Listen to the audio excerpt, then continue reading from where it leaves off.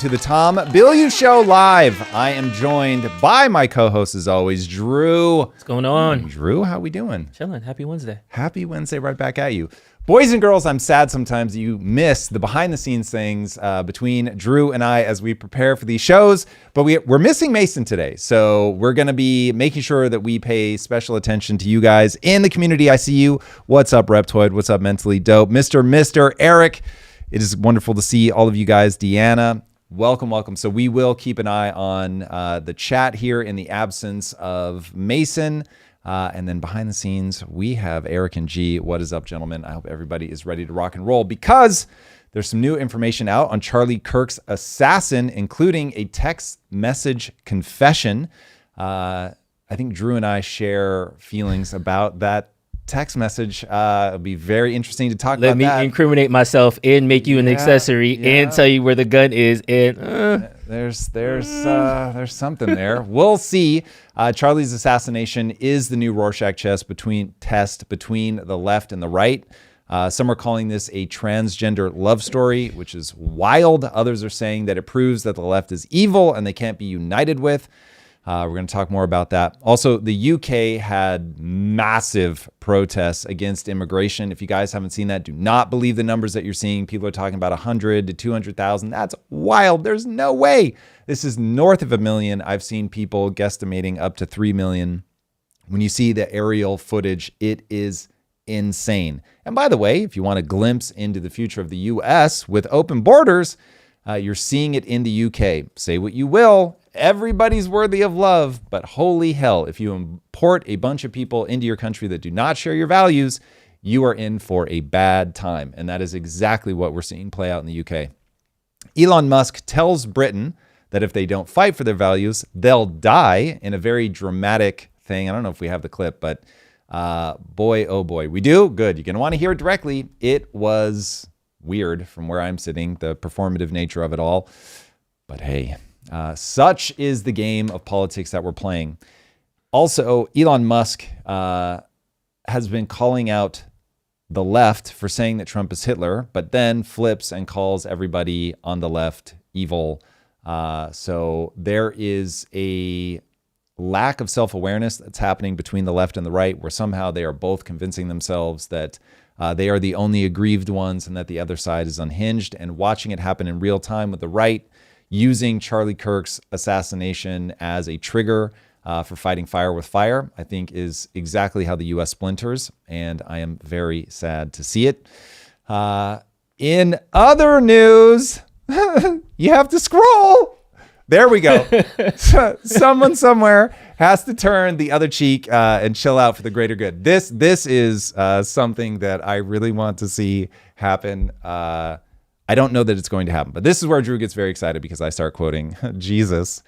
But yeah, eventually somebody has to resist the urge to play their gotcha card. Pam Bondi, though, has decided she is indeed going to play her gotcha card, promising to target people for hate speech.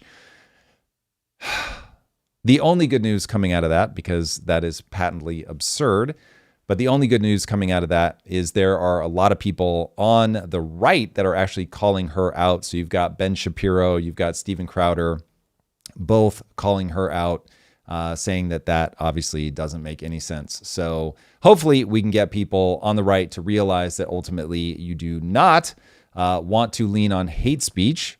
So as Charlie Kirk himself said, there is gross speech, there's even evil speech, but there's no such thing as hate speech. That's exactly how you hand over way too much authority to the government. So not a good thing that we want to see. And then I am very excited in financial news. The Fed they are expected to cut today. So that is a potential big win for anybody that wants to see those rates come down. And then also the S&P has hit an all-time high. So very, very excited to see that. I will just remind everybody that all-time highs in the stock market, unless there's real growth, unless there's something totally new in the story, that is going to be a response to sentiment. That's going to be a response largely to inflation. And just as your PSA, if you want to avoid getting yanked down into poverty, you must own assets. Inflation will kill you. All right, Drew, there it is. We've got a lot going on. It has been one of the wildest 2-week periods ever for somebody covering this kind of stuff. Seeing what's going on with the assassination, seeing how it's not going away, seeing people from South Korea, the UK chanting Charlie Kirk's name has really been incredible. He is really set to be a martyr at this point, somebody that is a symbol of something that happened. But I worry that both the right and the left are taking the wrong lesson here. Yeah, it's one of those situations. No crisis is going to be left unused or something like that, or never let a good crisis go to waste. Never let a good crisis go to waste. So I think right now a lot of people are doing what I call the equivalent of like power grabs in this moment to see like, okay, there's a vacuum here. How can I do it? From Steven Crowder changing his I'm the number 2 conservative news to number 1 conservative news, to Pam Bondi trying to do the free speech thing. So there's give that a week. You know, bro, it was split screen side by side. So there's a lot of things happening right now, and people are using Charlie in order to enact those things. And I just want to do a quick aside. Remember when I said religion is the devil and God is actually the people that we need to follow, and those two things are separate? Same thing happened with Jesus. When Jesus died, everybody's like, see, Jesus died because give me money. And then that was like their whole thing. And I'm afraid that Charlie's death is going to be used for the wrong takeaways. But let's jump into what we do know. Okay, the text message exchange from Tyler Robinson and what is alleged his transsexual roommate have been released. There has been some split feelings about these text messages simply because it sounds like he's being very on the nose. But I will read it for you guys. I'll let you guys do it for you. You want to do a table read with me, Tom? Let's do it. Do you want to be Robinson or the roommate? I'll be Robinson. Okay, I got you. All right, here we go. Drop what you're doing. Look under my keyboard. You're joking, right? I am still okay, my love. Shouldn't be long until I can come home, but I got to grab my rifle still. To be honest, I had hoped to keep this secret till I died of old age. I'm sorry to involve you. And by the way, if you zoom in a little bit, I won't read so slowly. You weren't the only one who did it, right? I am. I'm sorry. I thought they caught the person. No, they grabbed some crazy old dude, then interrogated someone in similar clothing.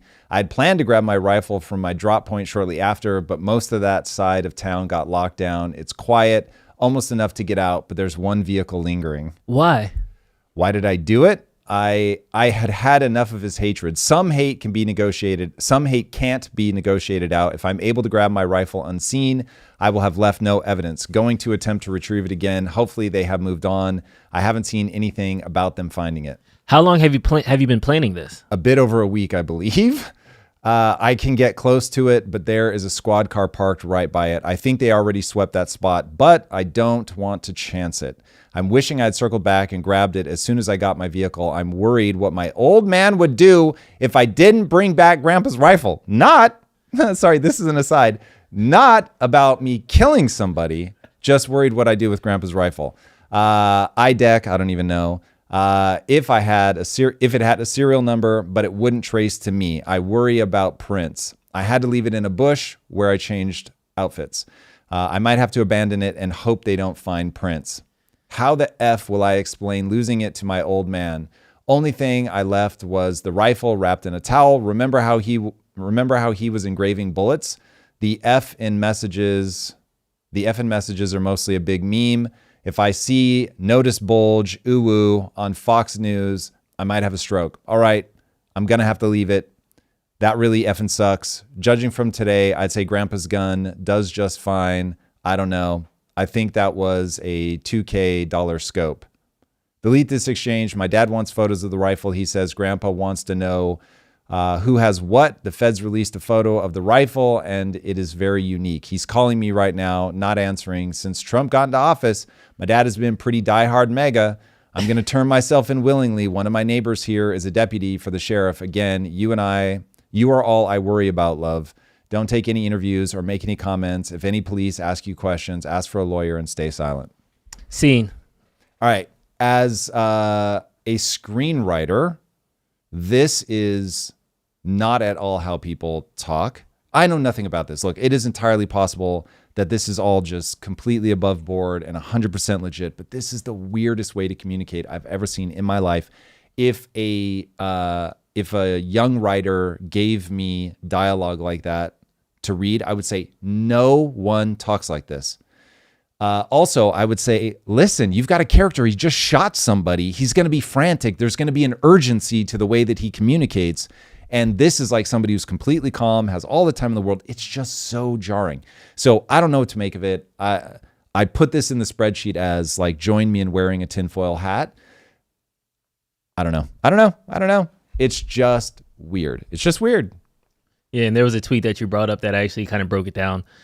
This is by Rothbard 1970. Yeah, when I saw this, I felt so seen. Yeah. I was like, okay, I'm not the only one. I try not to be a conspiracy theorist, but I have a really hard time believing in a short text exchange the alleged shooter makes his confession, confirms location of the weapon, confirms the type of weapon, confirms it's wrapped in a towel, confirms his motive, exonerates the decoy, admits the bullying engravings, confirms the wardrobe change, confirms how long he's been planning it, discloses the existence and location of a now destroyed pre-written confession note, randomly tells his boyfriend that his dad is diehard MAGA as if it wouldn't already have known given the nature of their relationship. That's a big one for me. I know. And is worried about his dad, grandpa being upset if he doesn't come home with the rifle, not the fact that he just used it to commit a murder.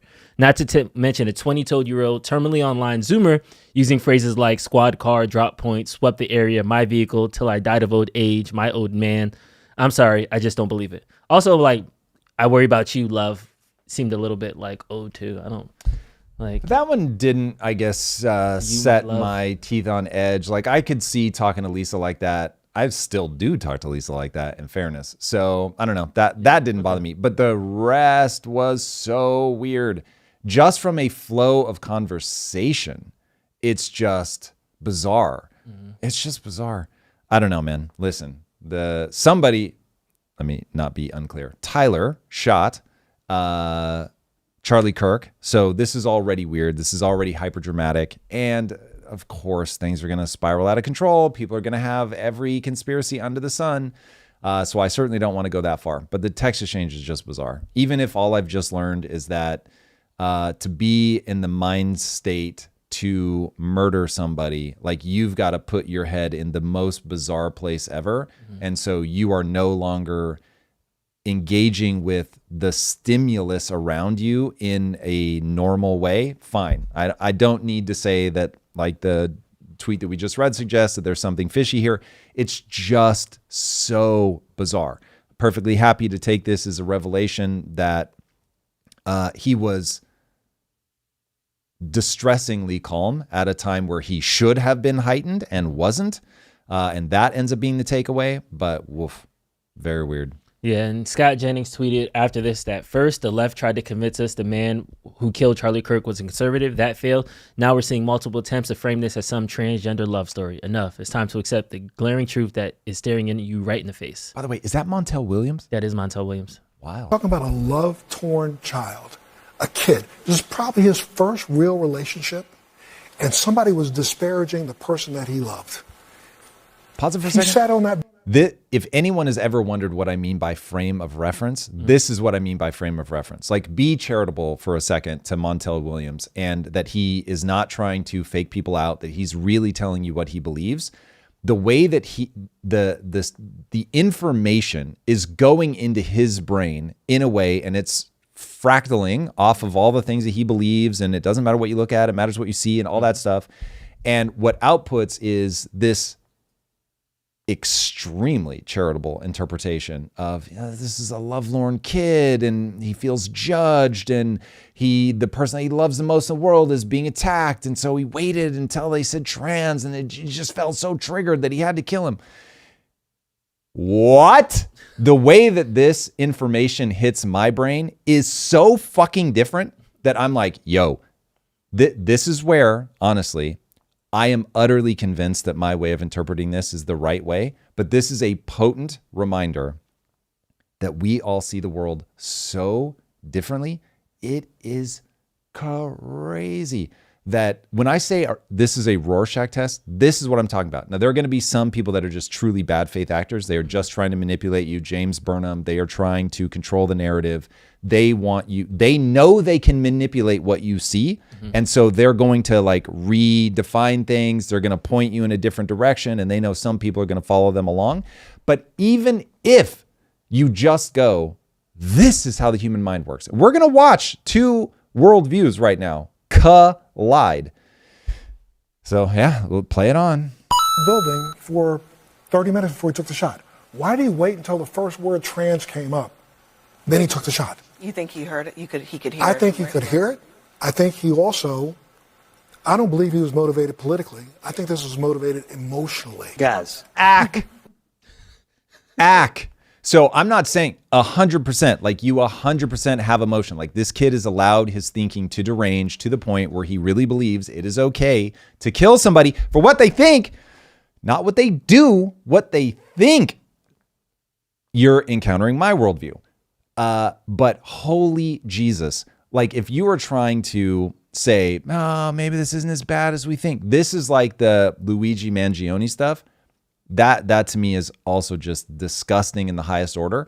If you have allowed yourself to dehumanize other people to the point where you're like, yeah, but I don't like what he was doing from a business perspective and he's causing people to die through his policies. And so literally murder him on the street.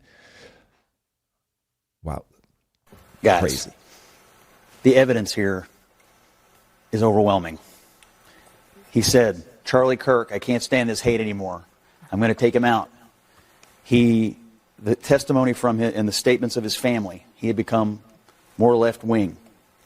He etched the statements that are made by the left about Republicans and conservatives and Charlie Kirk fascist on the bullet casings. He made a joke about it in his last text. Well, it doesn't sound like a joke to me because someone's dead and about to be buried. Well, so it doesn't sound like a joke to me. mean, So I'm just telling you, there is an effort. There was an effort all weekend long on the left to try to make this guy sound like he was a conservative. That failed.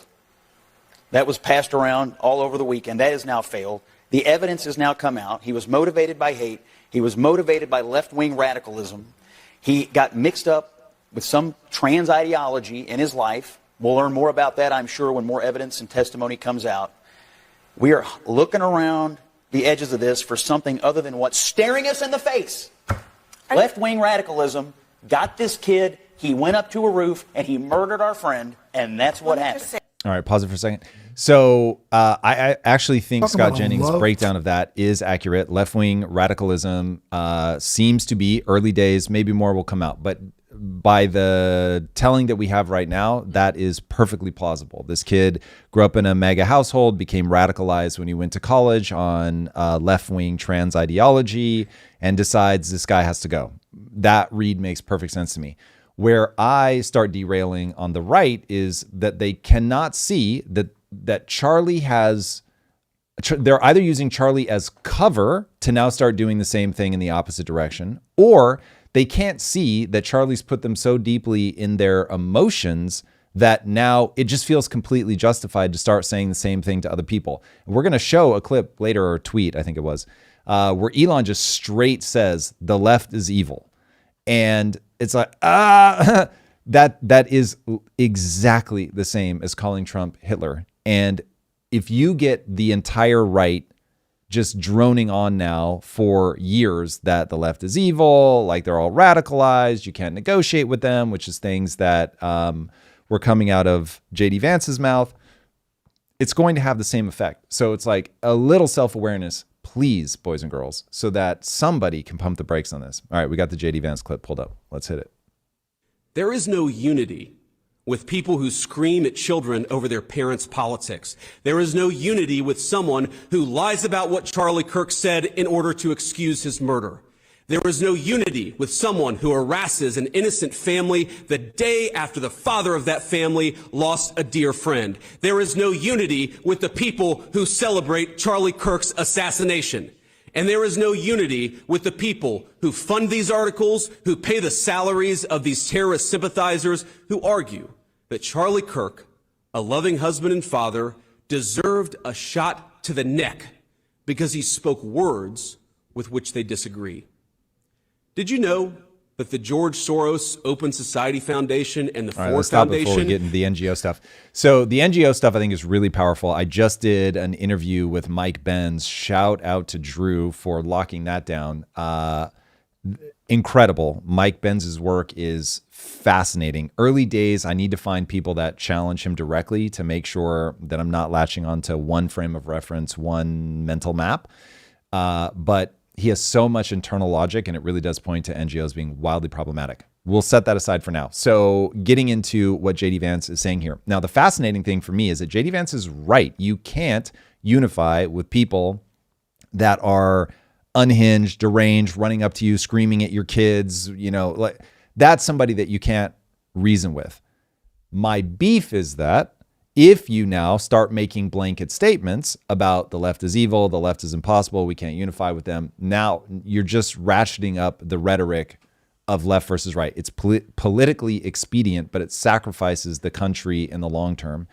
And man, I will just invite everybody, if you can hear my voice right now, please start benchmarking us off of China. China is your real threat. And if we tear ourselves apart from the inside, we leave ourselves vulnerable to being overtaken, even just economically, by China. And so we don't have our eyes on the right prize. And if I'm like in China Chinese right now, I am celebrating. This is awesome.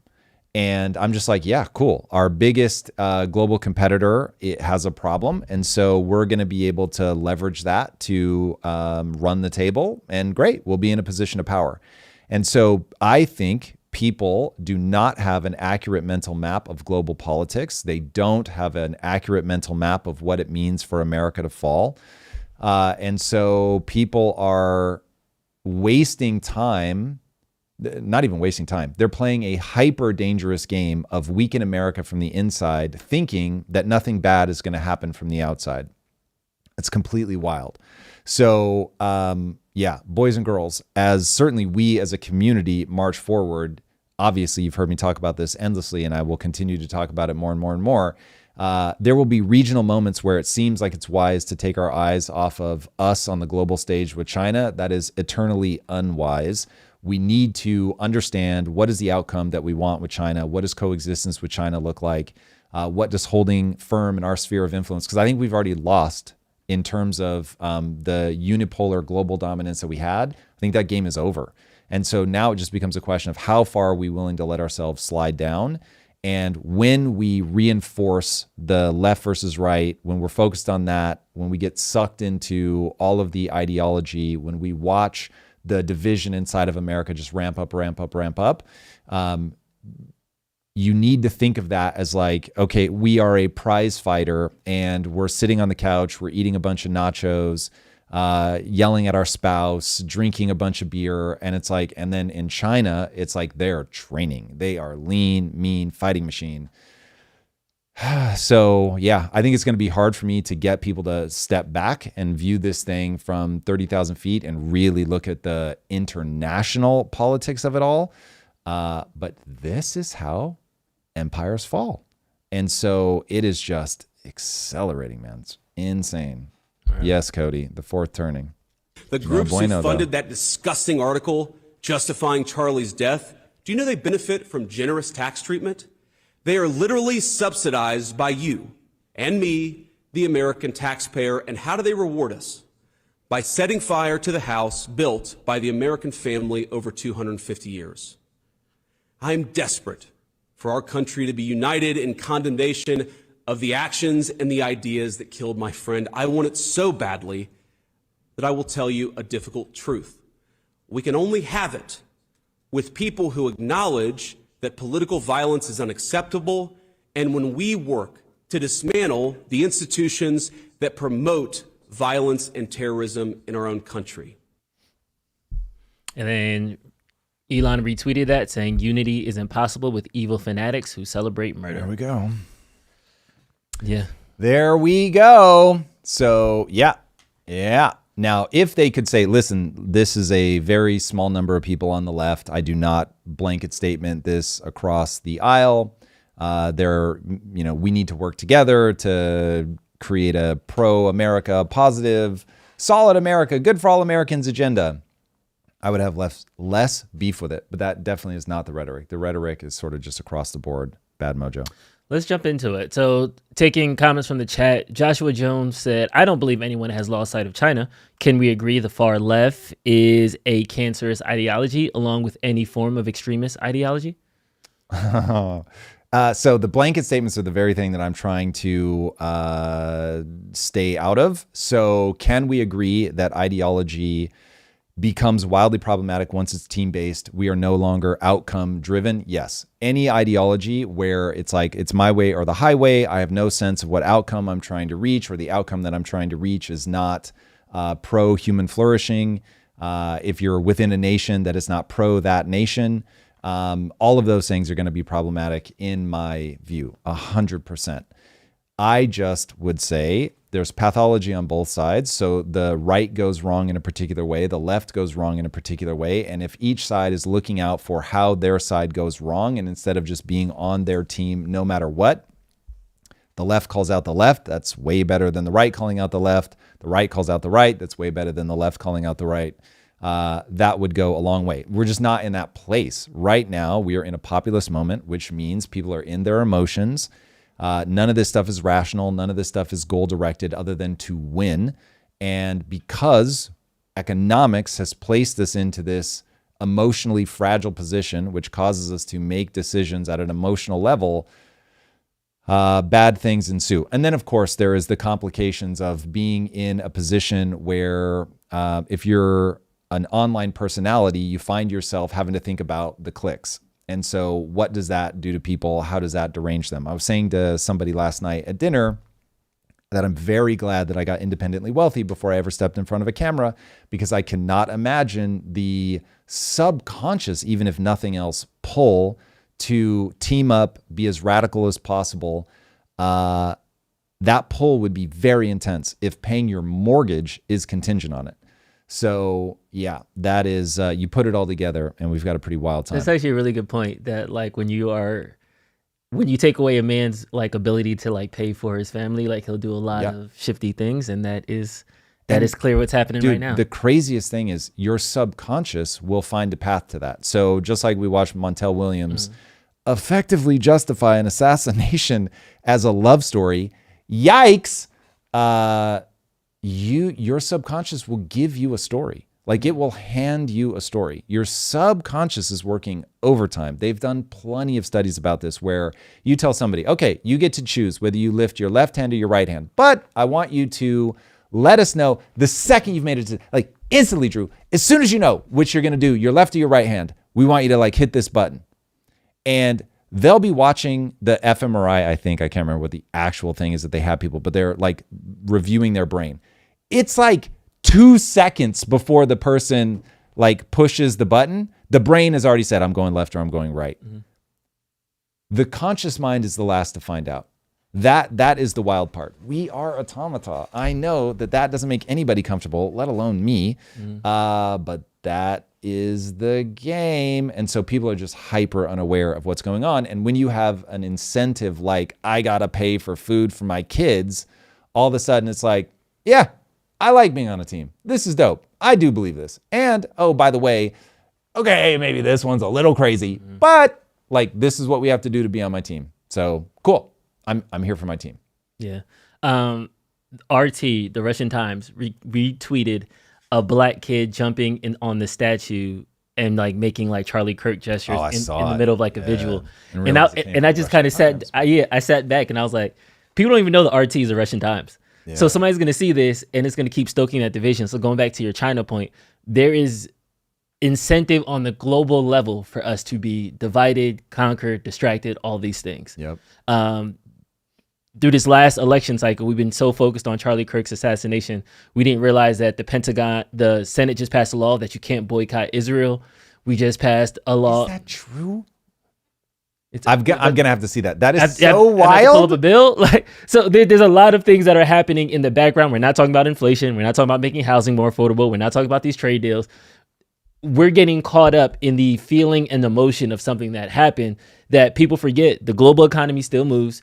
Rent is still due. Mortgage is still due. You still got to go to work tomorrow. So as much as you want to argue with me in the comments, make sure you go change those fries. So there's a lot of different things that like Drew's starting to get spicy on you. I got like beef right now. 3 people that like specifically, but we're going to get to that. I got a whole segment for you. Don't even worry about it. Let's go. Anyway, I say all that to say is that we're getting so caught up in the division of it all. How would you tell people to ground it? How do you tell people to stop trusting themselves so much in a way that you think they would listen with the extremes of both sides yelling in their ear right now. The thing that I want on my tombstone is you're having a biological experience. I am trying to get people to understand that they exist inside of a set of rules. Now, you can say that those rules were given to you by God. Great. You can say that those rules were given to you by evolution. Great. You can say that we live inside of a simulation and that's just how the computer program was designed. Great. Whatever. But like anybody that says that we don't operate under a system of rules is so retarded, I don't know what to do with it. So it's like once you understand, oh, there's a set of rules. My brain works in a certain way. Cool. How does my brain work? Is it working for what I want? Is it working against what I want? Oh, what do I want? Can I actually define it? So if I could get people to understand, you should be goal-oriented. You should be focused on the way that your brain works, the physics of how your brain works. You should figure out what is it that I'm fighting for internally and externally. Internally, I will tell you right now, you're fighting for fulfillment. It is the only positive emotional state, meaning neurochemical state, that is resilient to things like failure or grief. Everything else is hyper transient.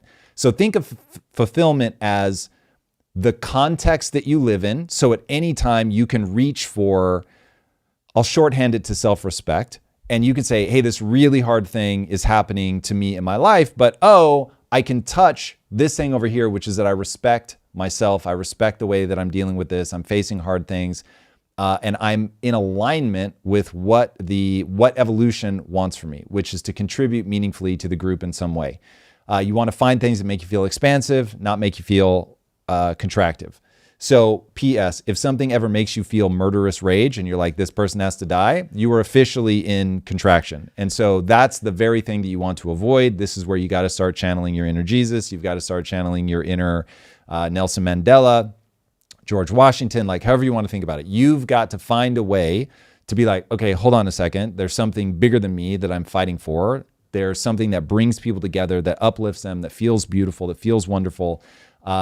When you're channeling a vengeful God, that's not the place you want to live. It's incredibly powerful, by the way, and we can have a conversation about dark energy, the dark side, when to leverage it. The way that I explain it is a incredibly powerful tool, but it damages you as you use it. So use it infrequently, use it only in moments of like extreme, like, okay, I'm going to fatigue, I'm going to break unless I tap into the dark side here. But it's corrosive. So if you're spending anything north of 20% of your time there, you're in dire straits. And honestly, you should be spending a lot less time than that. So there has been this growing sentiment, though, that a lot of people are identifying their identity, for lack of a better word. They're trying to figure out, what does this mean for them in the grand scheme of things? Some of these things have been... What's this? The assassination? Since the assassination, yeah. Yep. There's been a bunch of different releases about, is it a white male problem? They've been regulated for so long for whatever reason. Now with this Charlie Kirk assassination, enough is enough. Is it a right, left has now forced men to either be radical on one side or the other, and some men in the middle are being swept over and stuff. So we have a couple reaction videos from different people kind of trying to parse through this. I don't know if you have a take beforehand or you want to jump into the video for. Well, so the take beforehand is level of analysis is always the thing that matters. And so I don't think that they're going far enough down into the architecture of the human mind to understand what's really going on. So worrying about what identity people choose, so grouping people by like, oh, this is a white male problem. No, this is not a white male problem. This is a problem of people need to feel confident and clear about what they need to do. This is why anger is the emotion people are most likely to stimulate if you put electrodes in their brain. Anger is the thing that they will stimulate, because anger says, I know exactly what to do. All of that anxiety and uncertainty, poof, it's just gone. Yeah. I am mad as hell. I'm not going to take it anymore. I've got the energy and the focus to move forward. And so once you understand you're having a biological experience and that this is your brain basically working against your long-term interests with this very potent short-term thing, then you can be like, okay, wait a second. Even though I feel anger, and even though that anger feels so fucking good, I'm going to step out of this and I'm going to plan long-term, right? So when Tyler either is standing in front of the firing squad, which they're actually going to go for, Or if he just spends his life in prison, all of a sudden he's going to realize that Andre 3000 was right when he said, forever, ever. Like forever's a long time. And so when people get trapped into these short-term decisions that have these insane long-term consequences, all of a sudden you're like, okay, hold on. My very job as the pilot of a human body is to not fall prey to these momentary emotions. My very job is to not get trapped inside the frame of reference that, hey, what I am is a white male. Your job is to go, as a white male, I get how I'm gravitating towards these things. Are they useful? If they're useful, word. If they're not useful, then now we got to pump the brakes. Because if anybody is trying to trap me in my own thinking and use it against me, pay attention to how I talk about immigration. Like that's the point where anybody from the outside is gonna be like, wait a second. Because there I'm like, you do need to recognize you have a value system. You need to define that value system and you need to stand up for that value system, or you will fall prey to people that have that. So this is one of those where I'm like, it is very sad to me that human animals are designed this way, but we are designed this way. Collisions of values lead to murder. And so it's like, because I don't want to get murdered, I have to understand, like, what are the things that lead to that? At an individual scale, we just saw it with the shooting. It was a values-based shooting. But when it becomes like culture v. culture, the UK, it will become bloody. And the example that I give is, hey, y'all, Spain used to be Muslim. Spain ain't Muslim no more. So like, they didn't just one day go, you know what, I'm kind of tired of the weather. I'm good off this guy. Yeah, I like to go now. We're done. People got killed. So that's how you stop being one way or the other. Yeah. So, yeah. All right, I'm going to give you over a series of 3 tweets that kind of grounded it for me as I was kind of scrolling X. Tim Miller tweeted, what America needs now is TV panels of 6-year-olds arguing over whose language was the most inciting to violence when the shooter has never heard of Meet the Press, spends all day playing Helldivers 2, building video game maps, looking at hentai porn, and posting in Discord. And then Bill Madden retweeted, Tim Miller hits the nail on the head. The mainstream has zero understanding of the 4chan gamer Gen Z Frankenstein monster that flourishes in the households of conservative Christian MAGA families across America. So there is do you know where your kids are? The teenager in his room with the door locked. How us yelling on politics, it's only going to talk to other older people who have lives and kids and families and mortgages who care about politics. But there is a population that isn't being included in a part of the conversation. How do we include them, do you think, so that way this can become productive and we're not just yelling pundit to pundit or podcaster to podcaster? You don't murder the 31-year-old who could actually speak to Gen Z. That's a good start. So there are going to be people that grew up in that era that are also of that culture. So I can comment on that culture. I can learn about that culture, but I'll always be a foreigner. Like I've learned a lot about Japanese storytelling, but I'm not Japanese. So it's like, if you grew up in Japan, you are going to have a take on Japan that I'll never be able to have, no matter what. Even if I go move there now, I'll never be native Japanese. And so it's always going to be very different. So when you have to make as a part of the conversation the people that really are there, they're on the inside, they know exactly what this is like. And those people will rise up. And I think Charlie was a very interesting version of that. I don't know if he was technically like a really young millennial or if he was an elder Gen Z. But anyway, he straddled it enough that he could be a part of that voice. So yeah, finding people from within that will speak on it is very helpful. And then remembering, for whatever differences we have, we are all human. I know everything I need to know about Tyler based on the fact that he also has a human mind.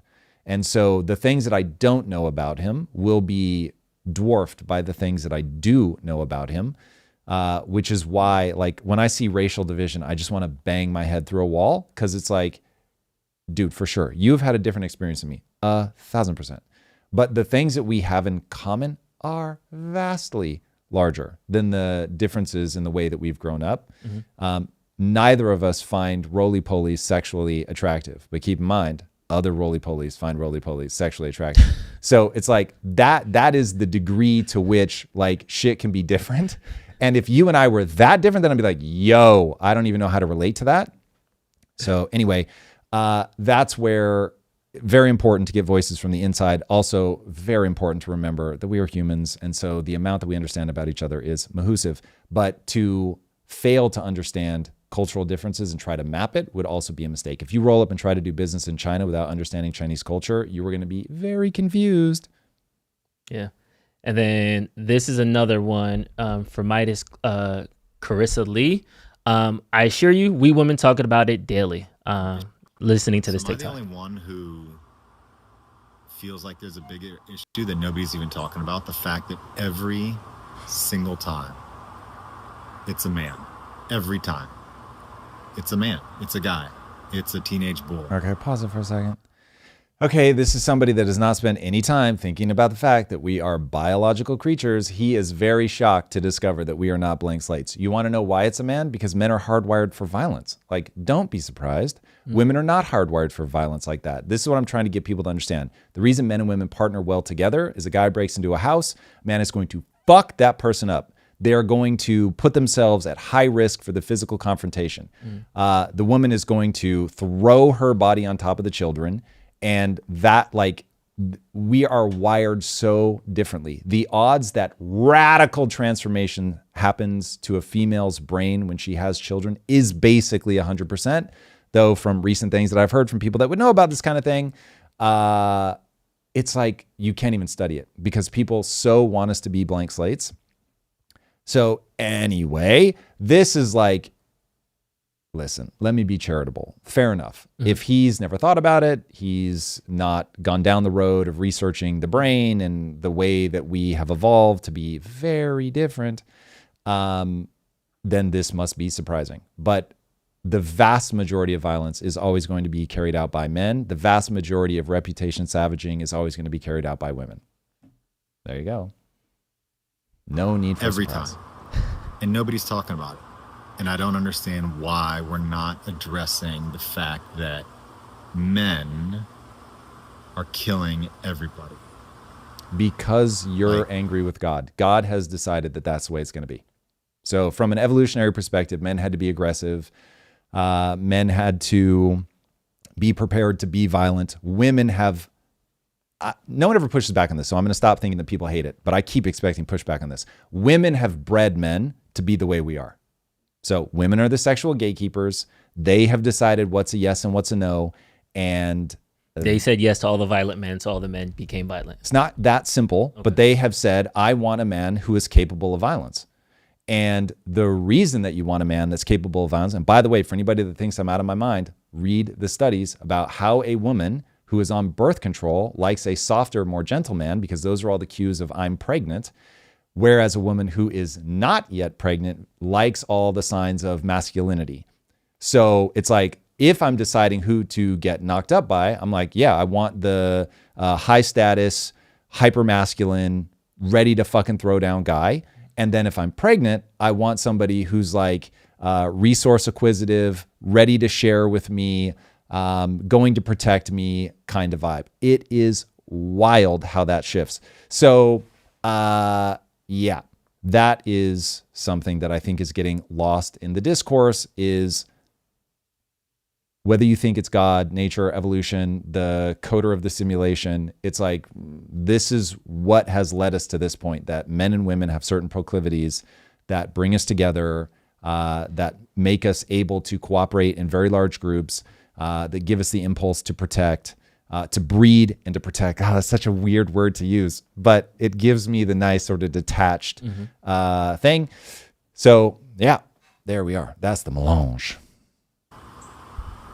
If every other week there was a story about a woman going in and shooting up a bunch of kids at a school, and a woman who was being a sniper and taking somebody out, and a woman went into a church and shot up a whole bunch of people, I can guarantee you people would be having a lot of conversations about all the things that are wrong with women.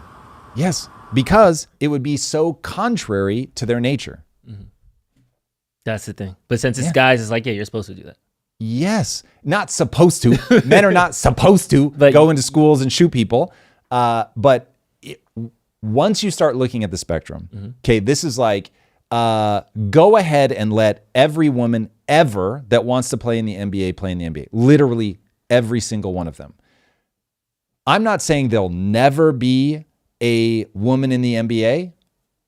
I'm saying the number's going to be real fucking low, because when you start getting to the extremes of height, physical power, I'd be very curious to see if there are regions of the male brain that are better at like judging movements or something. And that I don't know. I'm definitely reaching. But like all of those things, you're now at the absolute fucking extreme. There is a reason that East Africa has given us basically every single world-class long-distance runner ever. And there's a reason West Africa has given us basically every single fast-twitch sprinter world-class ever. Like, there are just genetic realities to be faced.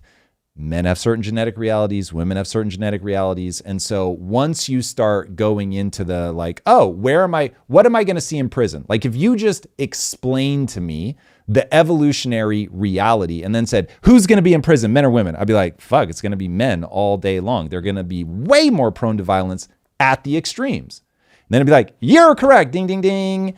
So the surprise on this stuff is really more about ignorance to how the human mind works.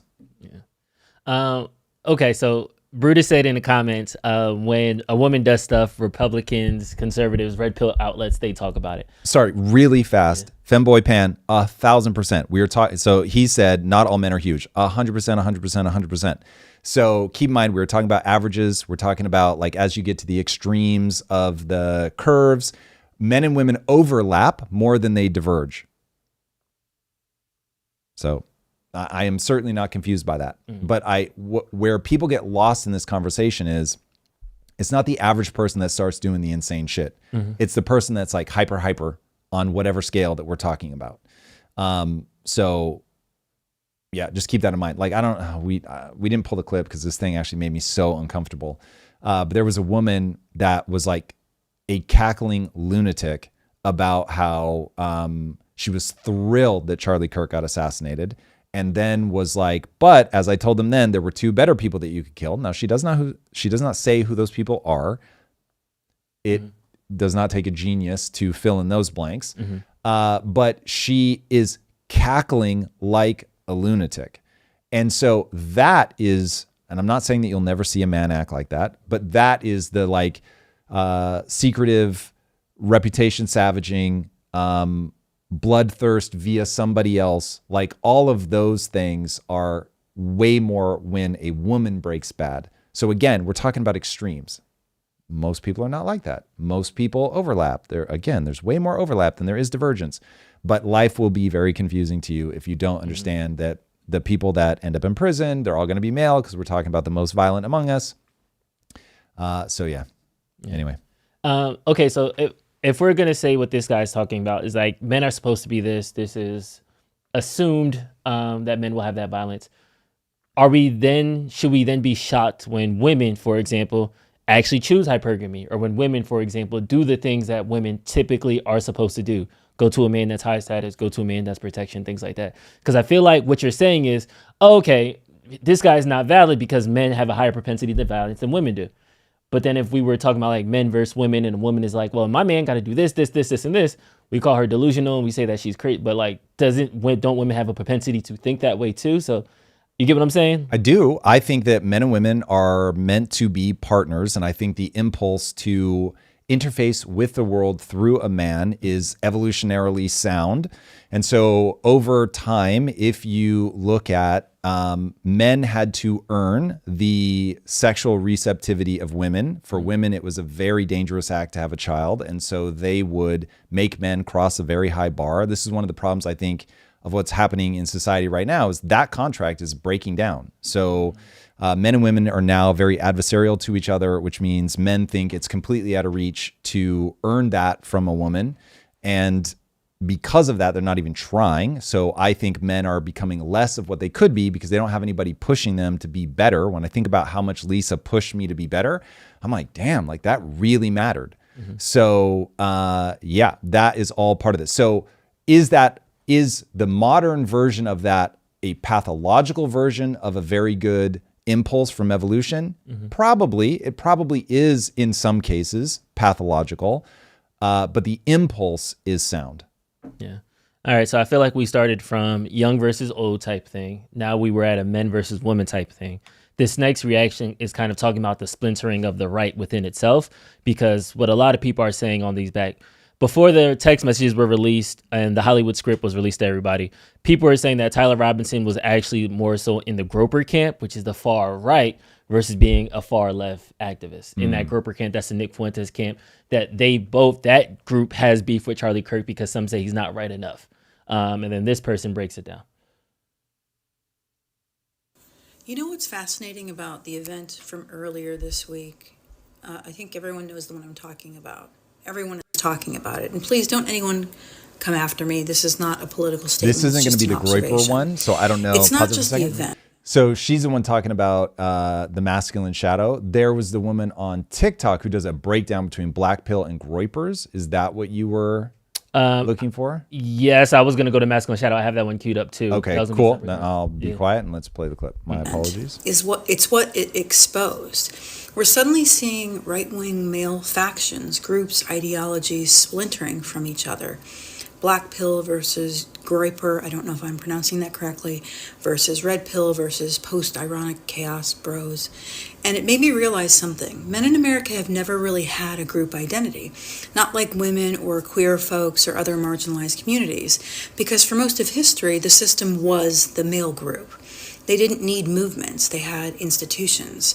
They were the default. But now the center no longer holds. They're losing that automatic position of dominance, and for the first time, some men are starting to feel what it's like not to be centered.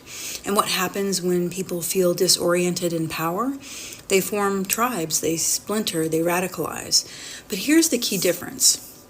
These male factions aren't forming around shared hope or healing. They're forming around grievance, and most of it imagined, because their oppression isn't real. It's just equality finally arriving.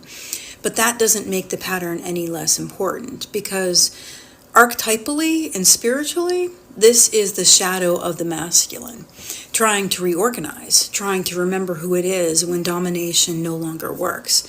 Some of these groups will rot and just go away. Some will evolve, but all of them are whispering the same thing. I don't know who I am without control. And that's the real crisis. Yeah. There's been several people that are giving a pretty interesting breakdown in terms of what's happening with men, where this is going wrong, how the sub communities are pulling people in these fascinating directions. This is, to me, the Nietzschean, we have killed God and we will never be able to wash the blood off of our hands. There is a God-shaped hole in all of us, and we will find something to fill that. And the interesting role that religion has played is that historically it has given us the way to come together. It's the unifying factor. You can meet somebody that you've never met before, and all of a sudden it's like, oh, like we believe in the same God, boom, that immediately transmits this whole set of values. And so people are able to move together. It's really phenomenal, from an invention of evolution to architect our minds in such a way that we are so receptive to the divine. I don't know what the right word to put there is. Once you lose formal religion, then you still have that hole in the way that the mind works. And so people are going to look for something. And the thing that they begin looking for that answer in is a tribe of another kind. And the internet facilitates people finding all kinds of tribes. And certainly not all of them are going to be positive. Many of them are going to be pathological. I see. Unfortunately, we're on the cusp of this too with like AI. So it's easy to talk about when a robot can do everything better than you and you get fired from your job. Where does your meaning and purpose come from?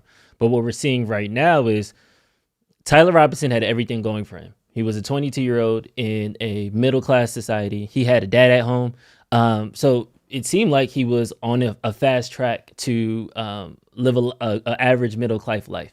And where he was, we are liberal enough as a society that him and his trans girlfriend, I'm not sure where the transition pathway was, they could have lived a meaningful life. They could have ran off to San Francisco somewhere. Like he could have done everything he wanted to get that fulfillment and meaning.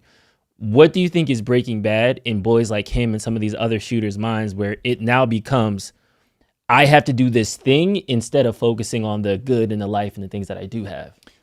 We are living in a timeline where people really believe Thank you that, for that, fam. that Hitler has been elected, and that we're living out the question, what would you do if you had the opportunity to kill Hitler? And so it'll be interesting to see, as all of the dust settles around, is trans ideology something that makes people more likely to like break radical? I don't know. We'll see.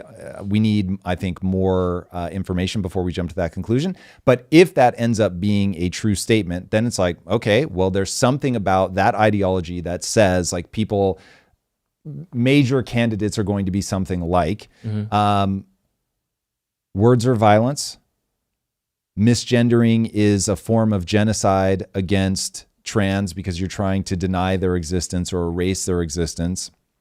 And so because we value this human life, we're not going to stand for that. And so it's a set of ideas that leads to a logical conclusion where it's like, hey, you're being stared in the face by the fact that you're on the Hitler timeline. These people are committing violence against your community. They are trying to erase them. They are trying to genocide them. And so what are you going to do? And some people will have developed a frame of reference that says, well, I'm going to take that person out. It would be, I will not be able to respect myself if I don't take the shot on Hitler.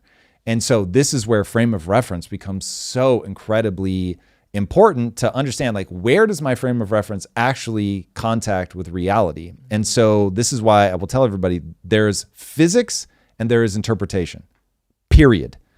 And once you go beyond physics, you're now into the land of interpretation. And so if that is your frame of reference, that all the things that I just laid out are true, then you get why people do the things that they do. And so I understand the right's critique of the left saying, hey, these are things that they say. This creates that frame of reference that justifies violence. Not only justifies it, in some ways is like the only morally correct thing to do if that's your frame of reference.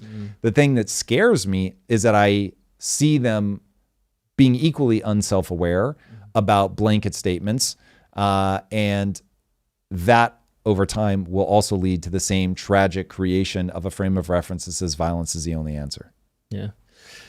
All right, we got some super chats. Super chat. Let's go. On the other side of super chats, we're going to have this free speech debate. I know everybody's seen Pam Bondi's tweet and everybody retweeting her. But let's get these super chats first. First from Dan Silk. I was called far right last week. Like far white. Is that new? I was called far right last week for my centrist views. Yeah. Brother, I feel you. So, yeah, I think that is, if you look at that graph where it's like people that used to be center or even center left, and the left has gone so far to the radical left that it's pulled the center to the other side. Yup. Here it goes. So this may not be true for everybody, but you certainly can understand, given the bottom one there in 2025, when some subset of people are living on the timeline that I just described. And so they are so far left that they're prepared to murder, that, yeah, it's going to make somebody who had been a traditional centrist look like they are to the right. So anyway, these are linguistic tricks. I wish that they didn't have negative outcomes because, to be honest, I wasn't super deep in Charlie Kirk's world before he got assassinated. And so now seeing all of the content about him, I'm like, I won't say that he was perfect. I won't say that I agree with everything that he said, but damn, like he said a lot of like really centrist kind, like I saw one where he was really being gentle and kind to somebody who was gay, or sorry, he was being gentle and kind about gay people to an anti-gay activist who was on the right and saying that Charlie wasn't right enough. And so there's a lot of things that I think aren't necessarily true about Charlie, but are just people's frame of reference going off of quotes. So these things do matter. So I don't love that when somebody puts a label on you, that label can stick and that label can become, in Charlie's case, literally fatal. But given that that isn't going to be the fear that most of us have to deal with, I would say you just have to brush it off and try to always think from first principles, figure out where you want to end up and act accordingly.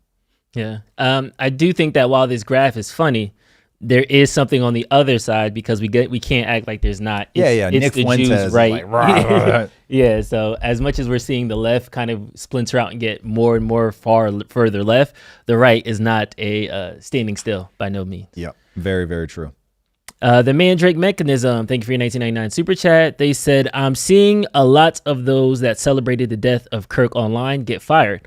Can you comment as a business owner and as an observer of society? Is it good that we hold accountability? I don't feel like I have a really great take on this. So if you guys will let me think out loud for a second, it goes something like this. One of my former employees almost got canceled for things that he did when he was 13. And they were pretty horrible. Like I saw the posts and they were grotesque. Now he was 13 and I knew him intimately for years by the time that complaint came forward. So I was like, listen, you don't have to worry about this. I'm definitely not firing you for this. I think that the things that you said were absolutely terrible, and I care deeply about you as a person. You've been a tremendous contributor to the company. So whatever. So that's my in reality take, that if there's somebody, now admittedly, that was one where from years ago and he was 13 when he said it. And so whatever, you can give a lot of discounts. But if I found, for instance, let's say that you say something that I think is just like absolutely unhinged, my impulse wouldn't be to fire you, because interacting with you, you're a very reasonable person. You're very caring. You're hardworking. You're smart. So it's like, would I want to be able to debate it? Would I tell you to your face that I don't like that? Would I say never say those things as a representative of this company? Sure. But like, if you have beliefs that are different than mine, but there is, I don't care. There is, I'm sure, a line you could cross where I'd be like, bro, I just cannot be associated with this. There's enough backlash that if I both hated it and it was problematic enough for the company that I could see letting you go. But like my impulse is you should be judging that person in a work context based on, are they making that a better place to be? Are they cooperative, kind, diligent within the company with other people? And so I would judge them based on like your actual interactions with them. So I don't know. I don't love cancel culture just as like a full thing, because I believe, just like I'm watching the right now draw some lines that I think are arbitrary. And I think that over time it will be used as a cudgel, just as it was used on the left. People will just become increasingly sensitive. You can't say things like that. Mm-hmm. And so because I believe that humans tend towards corruption, then I'm like, this is probably not a good tool to leverage. So I would vote against sort of blanket canceling of people. Let people build their reputations. People are going to say what they're going to say. Let them say it. You don't have to immediately go to like, this person has to be fired. Like the kid that was acting a fool on the university, the one that the Russian Times retweeted, somebody was like, you're going to get expelled. And I was like, should he get expelled for that? I wouldn't expel him if I were the dean of the university. I would not expel him. Even though he spit on the statue as like a spit on Charlie Kirk, and he was definitely mocking Charlie and all that. But it's like, life is going to teach him a lesson. Mm-hmm. And because I don't think anybody escapes the lessons that life teaches, I'm perfectly willing to let that person be alienated by people that were disgusted by his actions and let that just sort of play out in the public square. But cancel culture is not something that in terms of how I would react, that I've spent a lot of time like having to articulate to myself. Mm-hmm. I just feel like it's pot calling the kettle black, man. We're going to get into it. We got one more super chat, then we'll jump into it and we'll hear from Pam Bondi themselves. Robert Kissingler, thank you for the super chat. Super chat. Can we revisit the idea of women being non-violent? They are not physically violent, but they do have their own tools that are more covert. Yeah, men work in overt, women in covert. Yeah, word. That's bang on. I saw in the chat people, some percentage, I couldn't tell what the percentage, but some percentage wanted us to move on, so I just dropped it. But yeah, agreed. Ipso facto. Indeed. That if that's the case, let's talk about it. So free speech has been a hot button issue, I would say, since before the election. Some people champion Elon Musk for saving free speech by buying Twitter, bringing back off quote unquote canceled people such as Nick Fuentes, such as Donald Trump, etc. Now there has been a shift in free speech, and let's take it from the beginning and we'll walk through this. So this is Pam Bondi speaking about how they're going to prosecute those that are speaking ill of Charlie Kirk's assassination. There's free speech, and then there's hate speech. And there is no place, You can pause it there. That just isn't true. So from a legal framework, that isn't true. And I don't understand anybody's impulse that's like, look, you can say anything you want except for things I disagree with. It's like the very point of free speech is for people to be able to say the things that you find most despicable, as long as they're within the bounds of what the Supreme Court has already ruled on, which the easy one to talk about is incitement to violence. So I don't understand. Do we have the Charlie Kirk one? Okay, let her finish, but I want to pull that up because it was like, for all these people to be saying this in Charlie's name, and then Charlie has spoken very directly about this exact thing. It's wild. Now, especially after what happened to Charlie in our society. Do you see more law enforcement going after these groups who are using hate speech and putting cuffs on people so we show them that some action is better than no action? We will absolutely target you, go after you, if you are targeting anyone with hate speech, anything. And that's across the aisle. There's free speech, and then there's... Yep. So that's her. And then here is the tweet from Charlie Kirk himself. Hate speech does not exist legally in America. There's ugly speech, there's gross speech, there's evil speech, and all of it is protected by the First Amendment. Keep America free. There it is. There it is. Yeah, this is the nice thing about social media is even posthumously, people can go find out what your thoughts were on a subject. So yeah, I agree. I am very saddened to see this erode. If you look at the UK, you get a glimpse of what it looks like when you don't have freedom of speech. The UK arrests 30 people a day for things that they say online. What? Crazy. Dude, that is nuts. That's tyranny. Like, I don't understand why people want that. So I believe people should have the right to say obviously you can't defame people.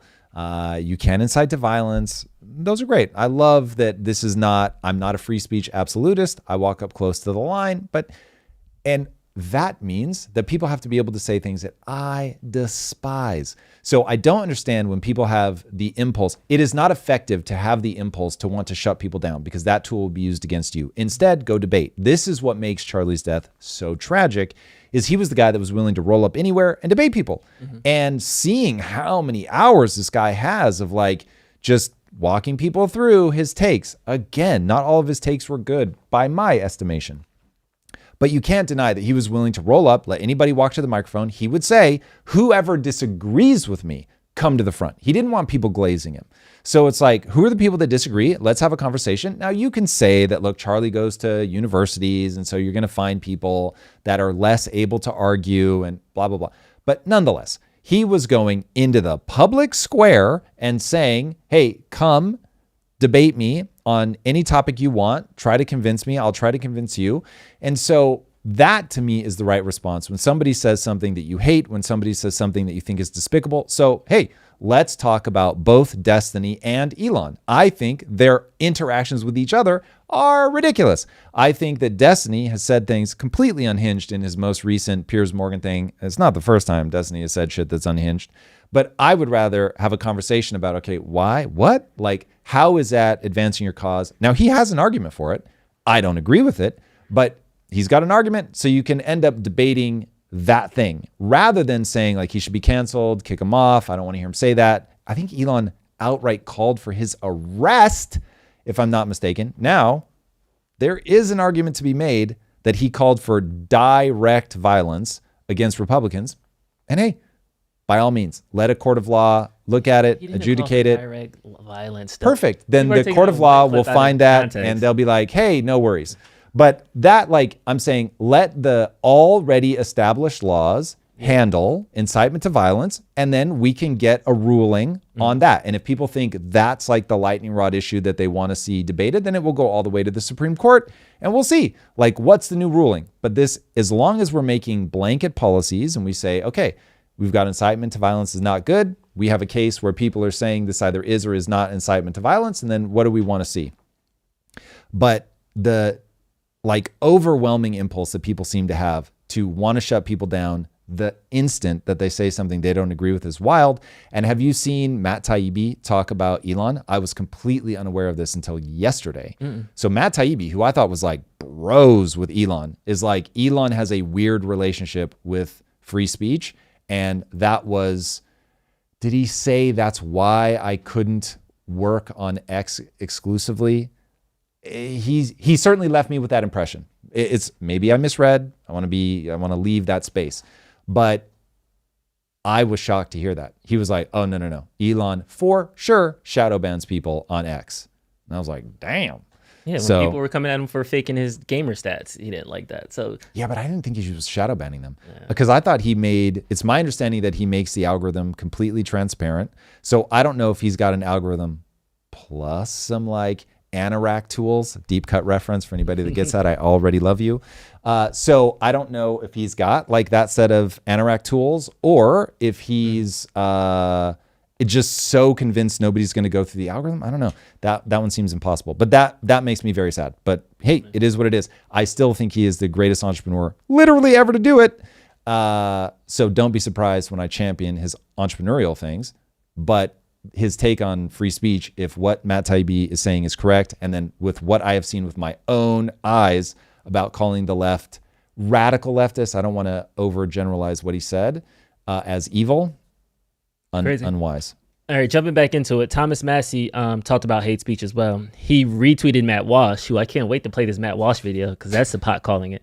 So Matt Walsh tweeted in 2024, hate speech is a meaningless term, and it should never be used as a pretense to ban, censor, arrest, punish, or silence anyone ever under any circumstance. People telling on themselves, Drew. Thomas Massey retweeted that hate speech, hate crimes, and many conspiracy crimes are just real-world manifestations of Orwell's dystopian thought crimes. Don't ever expect me to vote to substantiate such things. Now, when was the Thomas Massey one? This was also back then in 20, and then he recently retweeted that and said, hate speech is a term used by those in power to describe thoughts they don't want spoken. It's unethical to the First Amendment.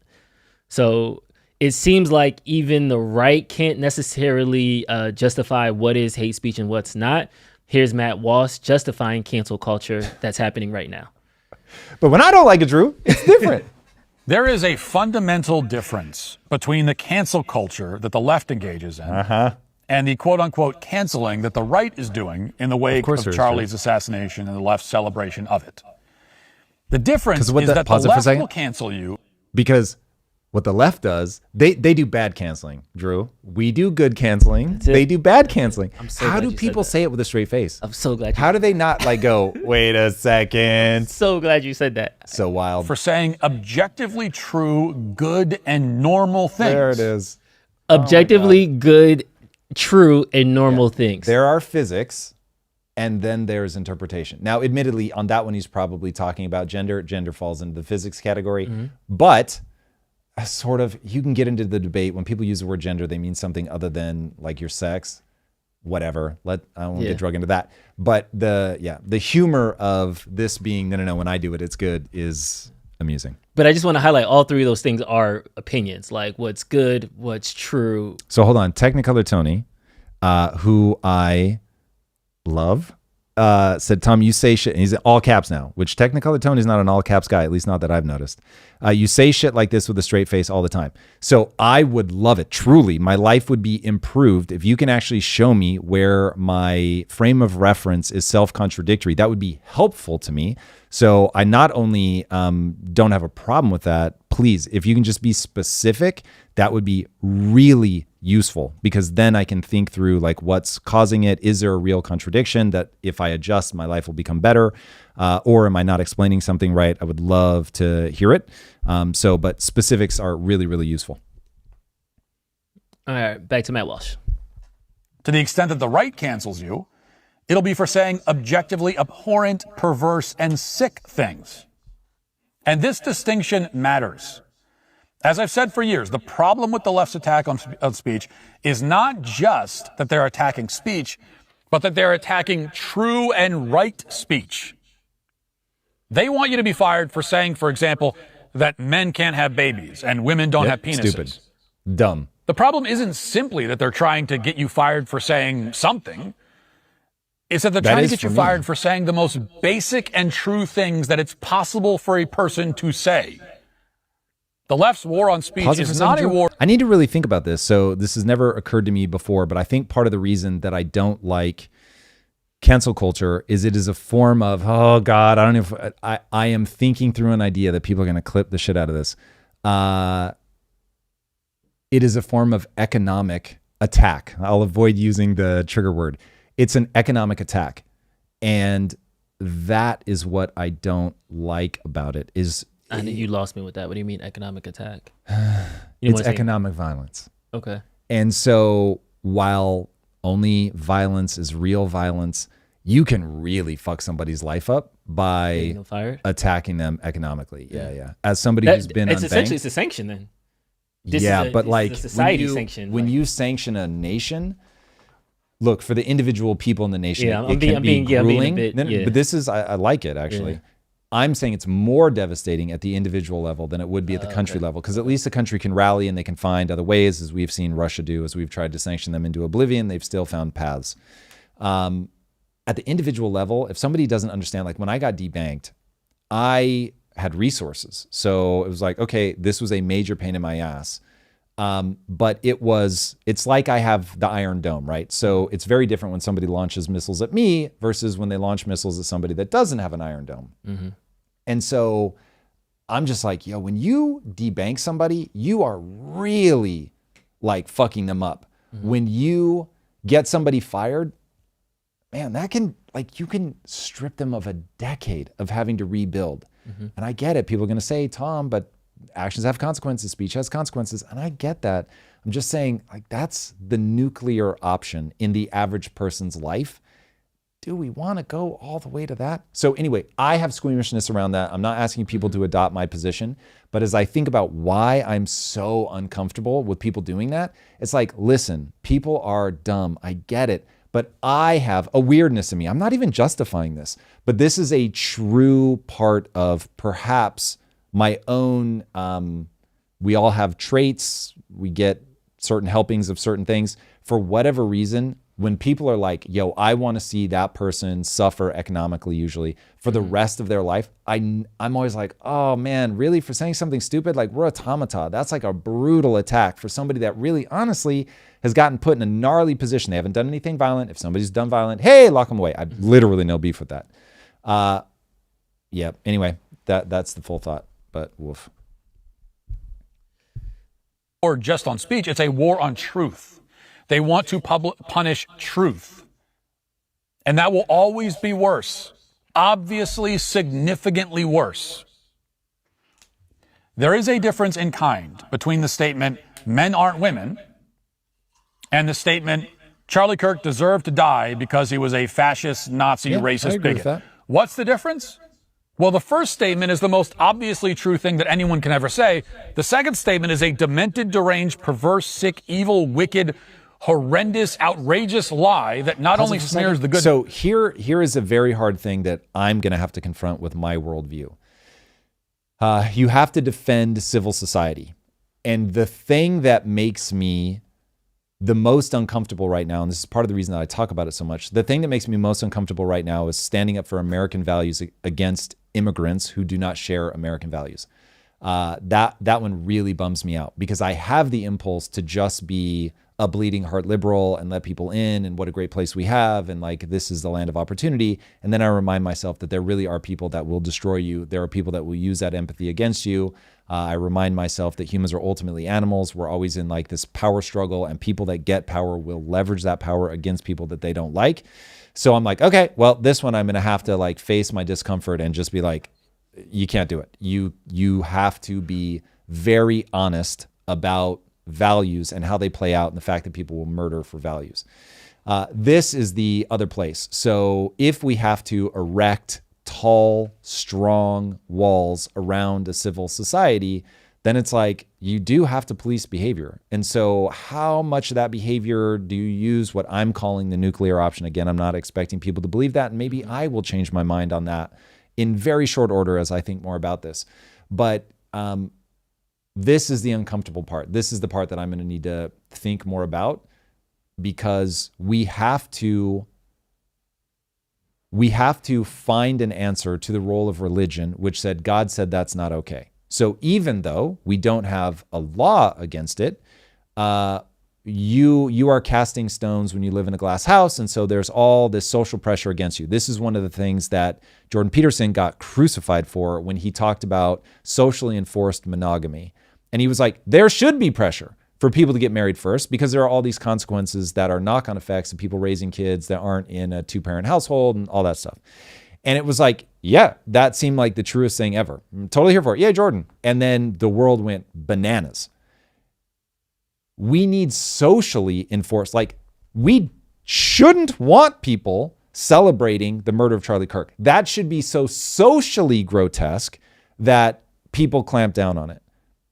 It's when it becomes the like official, you can't say it, Pam Bondi's coming after you, mobs show up at your work to get you fired. That's where I'm like, oh God, there's something there that makes me uneasy. I'll stop there because I don't just want to think out loud. Am I an atheist, Technicolor Tony? Yes, and that I don't believe in God, but atheism feels like a religious movement, and I am aggressively not a part of that religious movement. So I will just tell you right now, there is something I don't understand in the universe. Could be a 13-year-old that programmed this simulation as a science fair project. It could be that there is a thing that somebody would recognize as God, and it's just not the bearded man in the sky.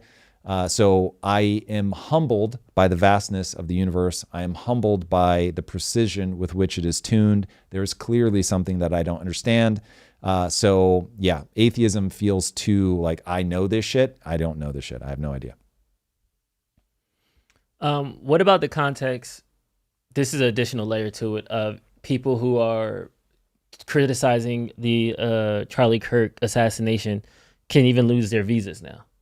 Like, that was like thrown around as a headline. I haven't seen any actual tangible legislature toward it. So maybe it could have just been a response in the moment that somebody said.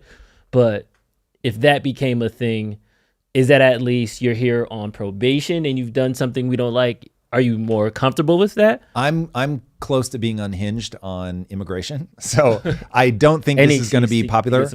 Correct. So if you are anti-American, and because of my thinking on the assassination of Charlie Kirk, if you are pro the assassination of Charlie Kirk, you are, in Tom Bilyeu's definition, anti-American. So anybody that loses their status for that, if they are not I'll even say, if you have a green card or you're a citizen, cool, I'll protect you. Now that is me talking my own book because my wife is on a green card.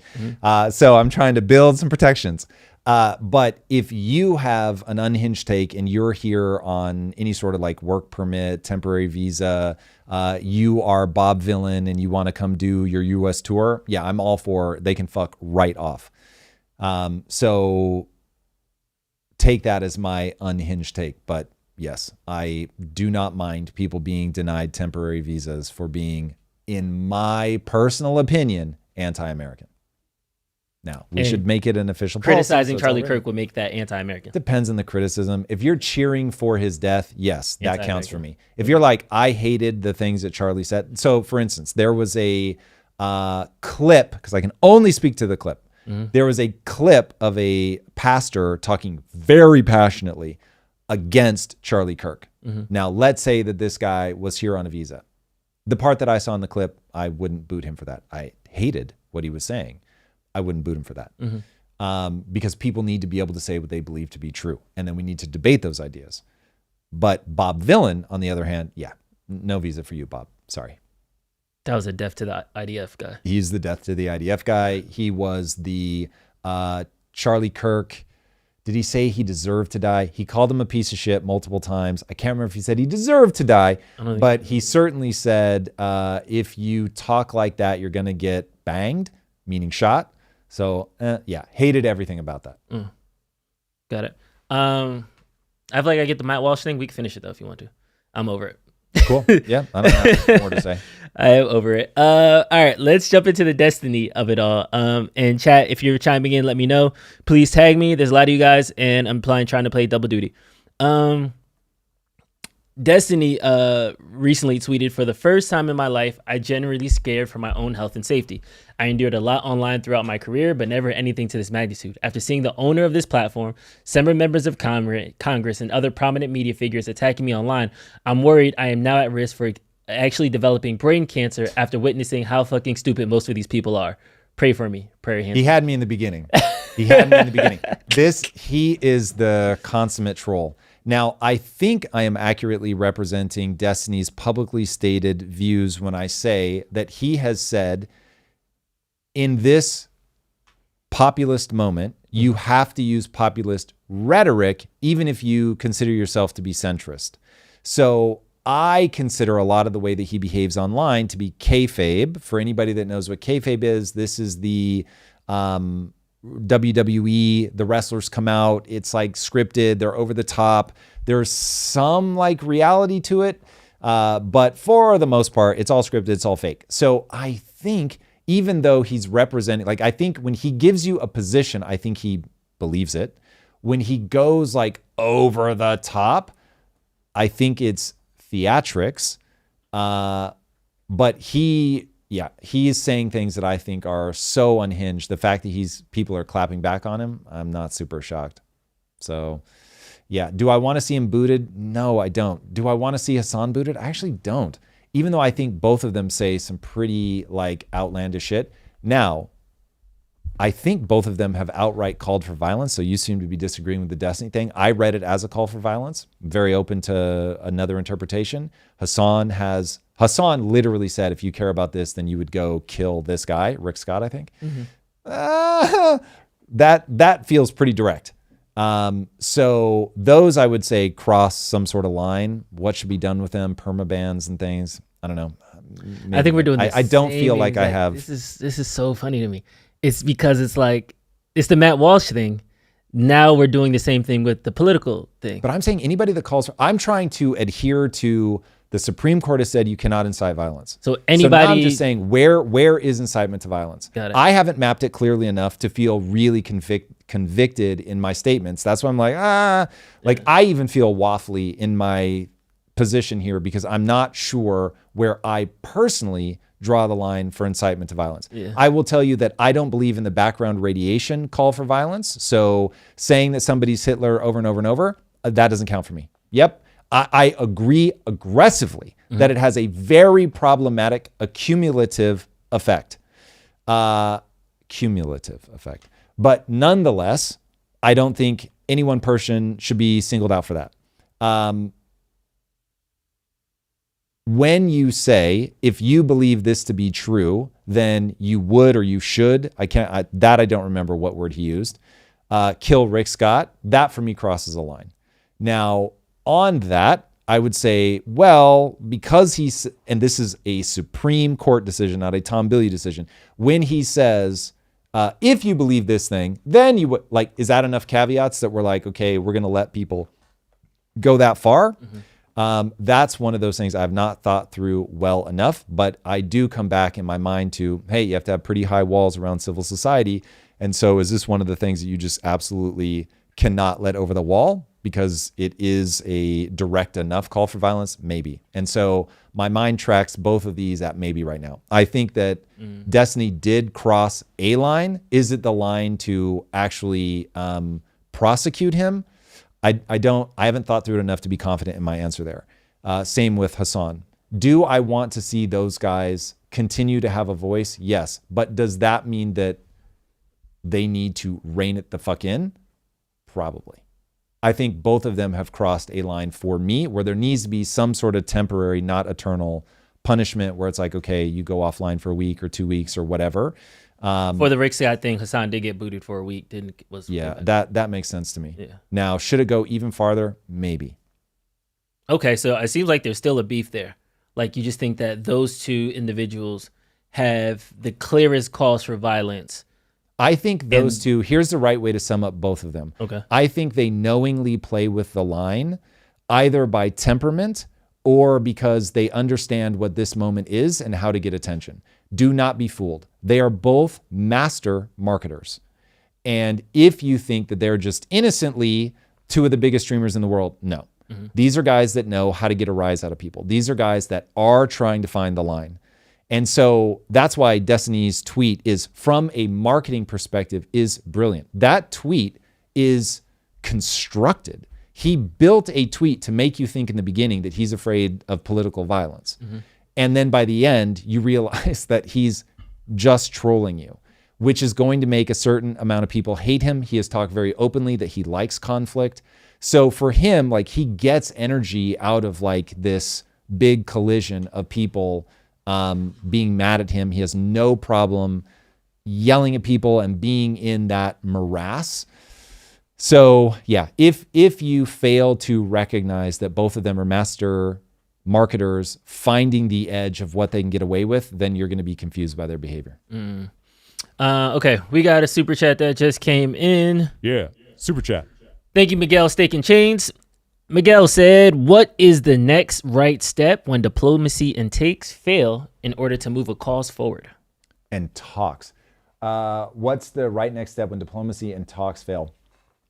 Okay, so this is where we have to be very careful about where have talks failed. So Nelson Mandela, in his book, Long Walk to Freedom, talks about people coming to him in prison, younger radicals coming to him in prison and saying, we need to use violence. And he kept saying no. And the reason he kept saying no, and this is where I'm like, I need to go back and read the book. But the mental model that I have was he didn't say these exact words, but this was the vibe. Violence is an option. I always keep it in my back pocket. There is a time where things have gone so far that I am going to have to say, yes, go be violent, but we're not there yet. If a man put in jail for 27 years is like, no, talking is still the answer, then I'm just saying, I think we have a pretty low threshold for where we all want to resort to violence. I think that is a problem. I think that's the response to a populist moment. I think this is what happens when everybody is economically insecure and we have a government that is working against its own people. So I'm like, okay, first of all, I'm pulled to like, you've got a real explanation here that's very different than the surface explanation. People are arguing about the T. Hopefully people in the community already understand what I mean by that. So that's where I'm like, hold on. We need to make sure that we are at the right level of analysis. I don't think talks have failed yet. I think that we need people that can reach across the aisle. I agree that Tyler, the guy who killed Charlie Kirk, talks... He has done something very horrific, but in terms of breaking down talks, stealing from the public sphere, a person who was willing to debate anybody, who did want to do all of that. And from a symbolic standpoint, that's so big that I don't know that we're going to be able to stop the right from spiraling. And if the right spirals up to, this is what we knew would come, and so now we're going to be violent back, it'll be, I'll be sitting on the sidelines with my Ray Dalio hat on going, Ray Dalio has been saying for like 3 years that, hey, P.S., by the way, this ends in civil war or revolution.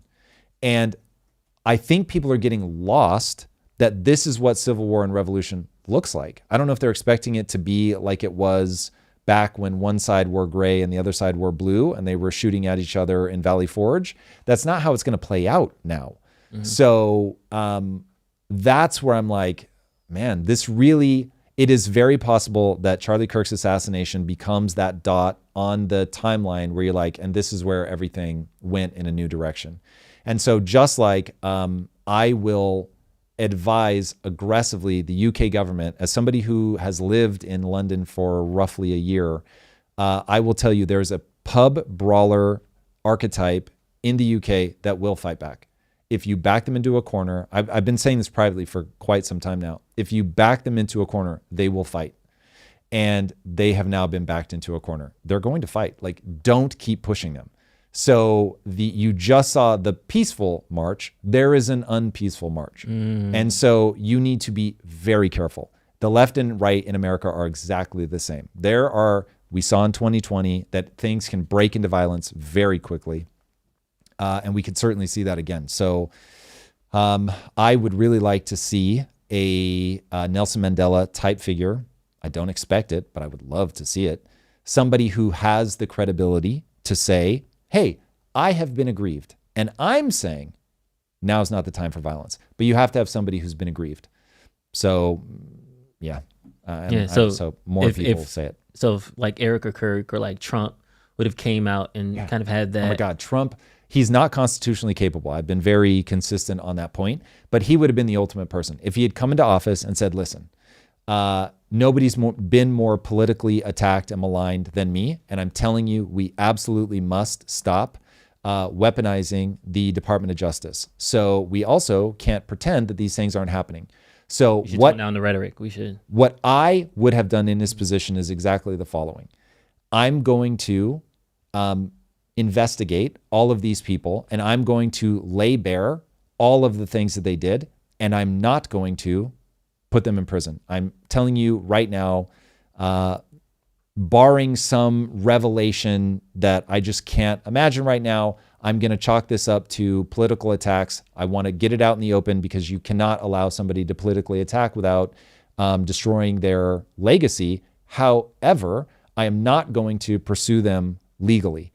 And you get into a Nixon moment where the statement was, for the good of the country, we need to look forward. And this isn't that moment, though. And so somebody that has that temperament's never going to get elected. The person that gets elected is the person that I'm going to slap him around. I'm going to fucking show you guys you can't act like this. And so that's the only person that's going to get into office. But that's what breaks my heart, because what we need is, from a need perspective, meaning we need to unwind debt. We need to reunify the country so that we can play on the international stage again and not be at the end. And somebody said empires don't fall. We had moved on to something when I saw the comment. That's full retard. I do not know what they were talking about. So that's how I would handle it. All right, we're going to bounce around to some other things that are happening in the news, but stay tuned because at 8:30, we are talking about context and Charlie Kirk's leftover legacy and some other examples of Destiny and Hassan. Everybody wants to know, when did Hassan say this? When did Destiny say this? We'll talk about all those things at the bottom of the next hour, but we got more to talk about. In somewhat lighter news, one non-problematic thing that Elon Musk has said recently is that Grok 5 might just hit AGI. They tweeted, I now think XAI has a chance of reaching AGI with Grok 5.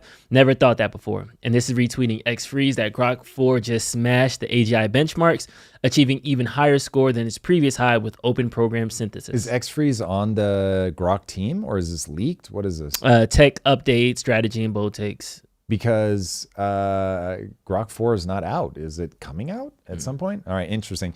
Okay, so when you hear AGI, you need to hear the world changes forever. So what Elon Musk just said is the world may change forever with Grok 5. So that is insane. And as somebody who hasn't said that before, and somebody who has built the data centers faster than anybody, somebody who showed that a level of scale that other people told them was impossible is possible, that's crazy. Because what they're saying is you can use computer chips to make effectively brain tissue. It's synthetic brain tissue, but it's brain tissue. So we already know that human level intelligence can be created, right? We all know that. So it's just a question of scale and material. So given biological material, you certainly can do it. Hey, there's two people right now. I think we both hit AGI, Drew. I'm willing to say it. Chat may disagree, but we know it's possible. So all the people that are like, oh, that's never going to happen. I'm like, what? Like literally the blind watchmaker was able to get to AGI. So I don't see why we're not going to be able to do it unless we may not be on the right track yet. That is certainly possible. But until we hit a point where adding more, I should make a confession that is very unpopular in brain science. I am totally materialistic. So all the people that say, and not in a Madonna way, the world is only the physical realities. There's nothing other than this. There's no spiritual realm. Your soul does not go somewhere. There's no such thing. There is only brain tissue. So if consciousness, which is like just so hotly debated. Now, I'm perfectly willing to accept, I just don't know enough about the problem to see anything other, but I have researched this a lot.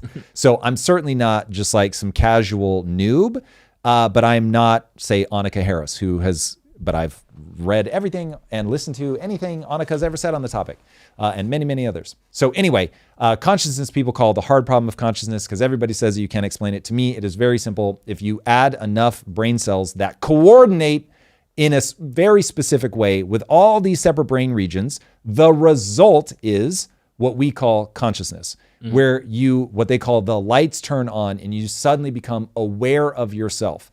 Again, maybe I'm just too stupid to understand how difficult that problem is. Or maybe, as what we're learning with AGI, you just need more brain tissue. You just keep adding and adding and adding and adding. And so I think the argument that rocks have a level of consciousness is that is silly, in my opinion. And that really what this is it's a processing power question. And even if AGI never truly becomes self-aware, it will be able to mimic self-awareness to the point where we can't tell the difference. Yeah.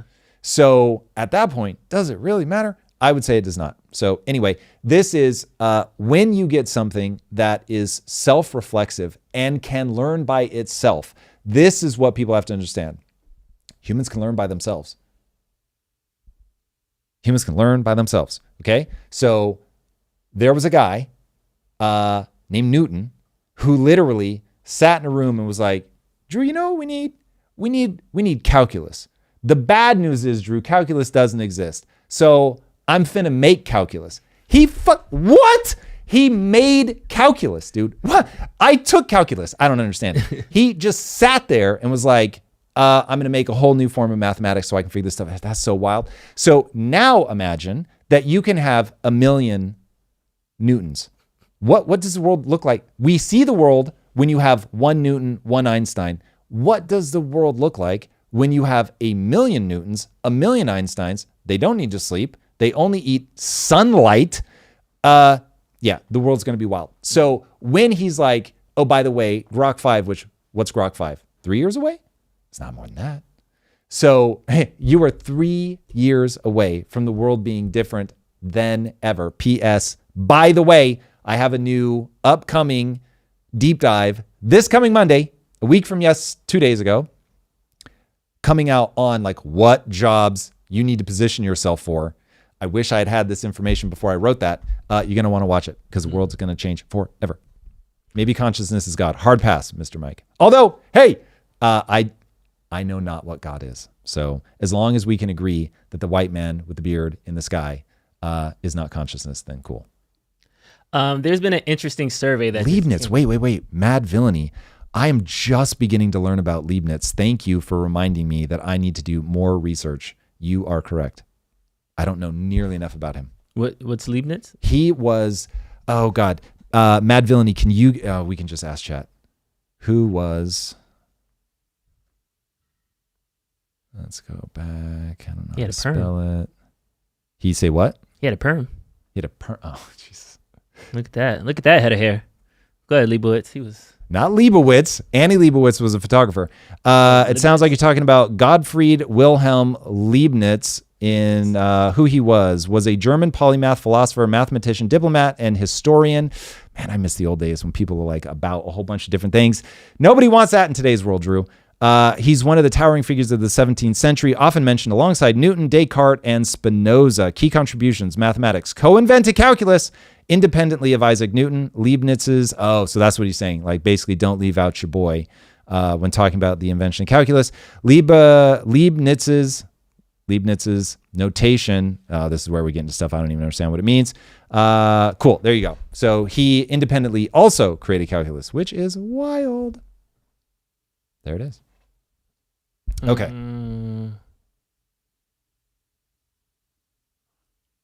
All right. Still looking up Leibniz? No, the chat has been blowing up. What's chat talking about? What are they mad about, Drew? Nah, it's just a troll. Here's how people. We had to take somebody out. I see a lot of deleted messages, Drew. Here are how people are actually using ChatGPT. A recent study from the National Bureau of Economic Research. 70% are using all queries are not related to work.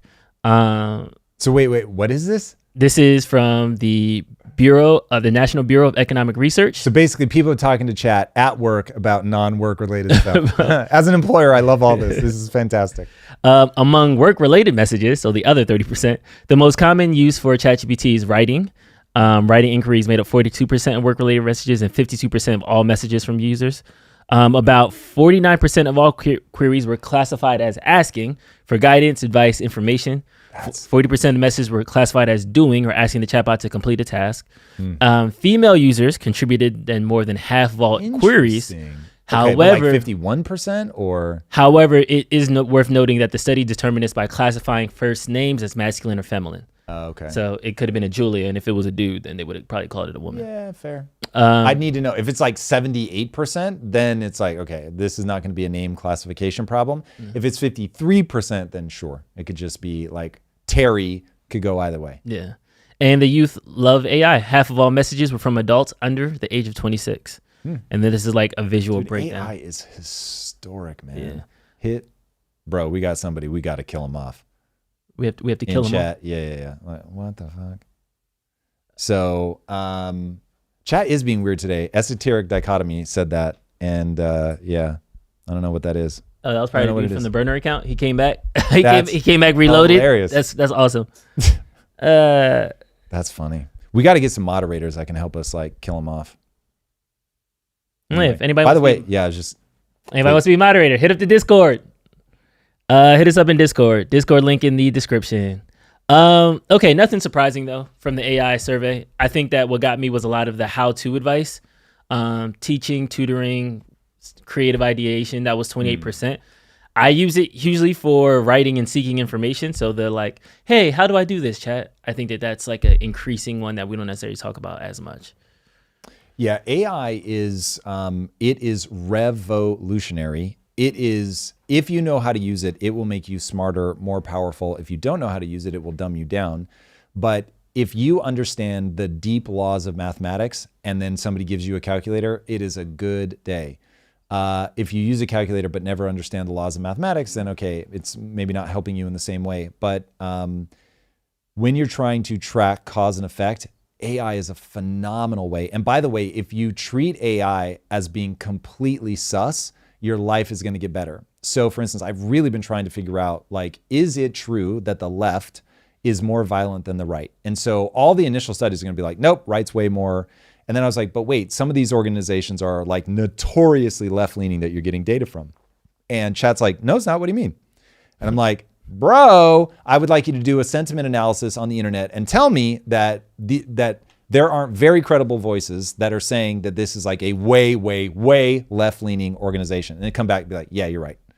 And so I'm like, okay, well, let's push this farther. And so if you just take everything it tells you at face value, then you're likely, it's like using Wikipedia and assuming that Wikipedia only tells you the truth. That shit is propaganda. Remember that AI is just crawling the internet. It is very good at synthesizing the internet, and God bless it for it, but it just synthesizes. And there already is a war playing out for SEO that people know the AI will crawl. And so, like, for instance, if you look at the AI's interpretation of how many people marched in the UK, it'll give you the 100,000, 120,000 number, which is like ridiculous.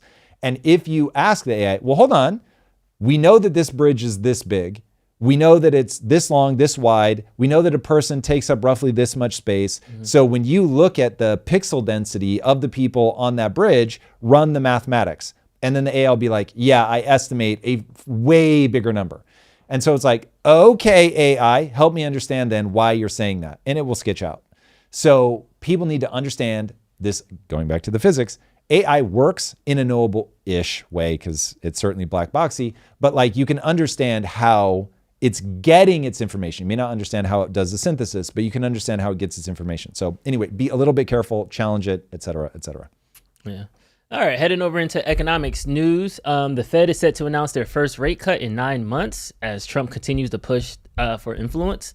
The Fed decision is supposed to come out at 11 a.m. PST, 2 p.m. Eastern Standard Time, but Polymarket is in the high 90% that they're going to announce at least a 25% basis. What time is it being announced? 2 p.m. East Coast, 11 a.m.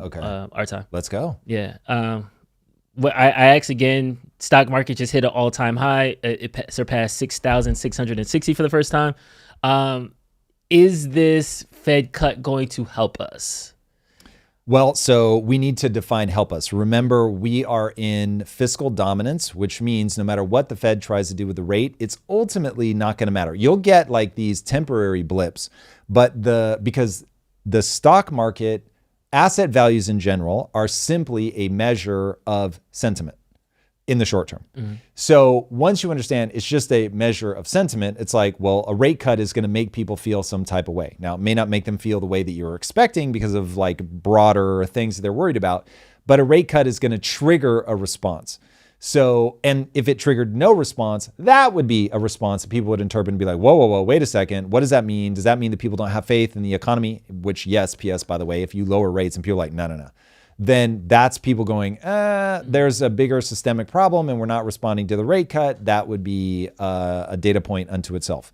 Okay, so is this good for us? We're in fiscal dominance. Fiscal dominance means that this is a PSA.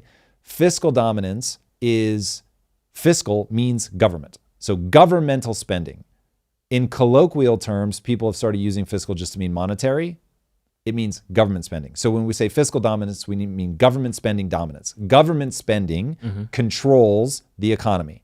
So every alarm bell you have should go off when the government spending controls the economy. That is very bad, because if you're going to have a Fed, which you probably shouldn't, but if you're going to have a Fed, you want that Fed to be able to do the things that the Fed is there to do, because the Fed creates problems. If it can't also do good things, which right now, prior to fiscal dominance, it could, now you've got all the bad and none of the good. So we're in a situation now where we have all the bad and none of the good. Bad times. So what will happen is you'll get a momentary reduction in the cost of a loan. Trump will immediately move to refinance the debt, which is exactly what he should do. So it will help us there. It will help alleviate some of the debt burden. But the problem is, if you keep deficit spending, if you keep adding $1 trillion to the debt, like he may, through the new rates, be able to change. You add $1 trillion instead of every 100 days, maybe it's every 70 days or 75 days. 130 days, 135 days, something like that. That's still catastrophic. So it's better than nothing, but we're going to keep deficit spending. We're going to keep running up that tally. It's going to keep being a problem. It's already so out of control. Nobody's talking about moving that number backwards. So we're just talking about, can we slow the rate that we increase it? Right now, we're at 122% debt to GDP. You've got to get that number down, 90s, 80s, 70s. Like, you got to be pushing it down. It would take 10 years of sustained, like 8% growth, 10 years of sustained 8%, like real growth. To get you to the point where you're in the 90s of debt to GDP. So, nobody's talking about that. That's not going to happen. So we're in a bad position, but it will create a momentary blip. Just as a reminder, please, everybody,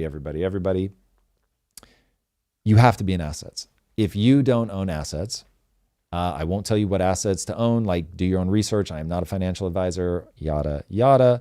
But if you're not in intelligent assets, then you are being stolen from. Your purchasing power is going down. In the last 100 years, the US dollar has lost, I think this is literally correct, but it's certainly directionally correct, 95% of its value. Jeez. Lost 25% of its local value just in the last 5 years. So you can't save your way out of this, unfortunately. You have to gamble in the stock market. I just asked AI, Gemini, has the US ever had annual GDP growth rate of 8%? Wait, can I show that? Let's find out if I know what I'm talking about. Okay. The answer is yes. It was in the 70s. The bad news is that inflation was even higher. So the actual real rate was not 8%, not even close. In fact, I think it was negative. So this is I didn't see the 70s one. When was it? I have World War II, 1942. The growth rate was 18.9%. Post-Depression recovery, so 1934, 1935, 1936, it was 10.8, 8.9. Those are all super extenuating circumstances. The most recent time was in the 70s. By all means, look it up. But it was in the 70s, and we had, I can't remember if it was more, it might have been more than 8 years, but it, in a real rate, was not even close. So the punchline there is you would not change your debt to GDP ratio. Yeah, I think it incorporated inflation already, because it says this decade was marked by stagflation, a period of high inflation and slow growth. Yeah, and but it did just from a true GDP growth rate. It was a sustained period. Yeah, we were in the 5s though, way better than the 3s. We're in the 5s. What? In the 70s during that time, including inflation as well, like Growth rate, total, you said? yeah, the total raw number, Got it was in got the fives. Yeah. Someone's got an alarm going off. Sounds so stop. Okay. No. All right. In sad news for all my big backs out there, Jerry. What the hell is a big back? Tom, I'll teach you. Like a fat person? More Is that so horrible? like people who like to eating. Like, okay, they're called big backs. it's already over, so don't start saying Got big it. backs. Okay, I'm way late to big Yeah, backs. it is over. Got it. But My this is just apologies. people who like ice cream. Ben & Jerry's co-founder, Jerry Greenfield, have resigned after 47 years, claiming their parent company, Unilever, has silenced the brand's political activism, which has included speaking out in support of Gaza and human rights. Here's the thing, man. From a Unilever standpoint, I get it. Now, we are living in a weird moment. Just sell ice cream, bro. We ain't trying to hear all that. Just- Yeah, basically. That's what Unilever's team is saying. Like, Yeah, facts. And I'm sure that they see their sales be impacted by him popping off. So I doubt this is theoretical. This is probably, hey, see this number as it goes down? That's the tweet you sent out or the interview you went on. Stop talking. So yes, clam up. I get it. But listen, I think about this endlessly. I'm making a video game, by the way. It's called Project Kaizen. I hope all of you want to give it a shot.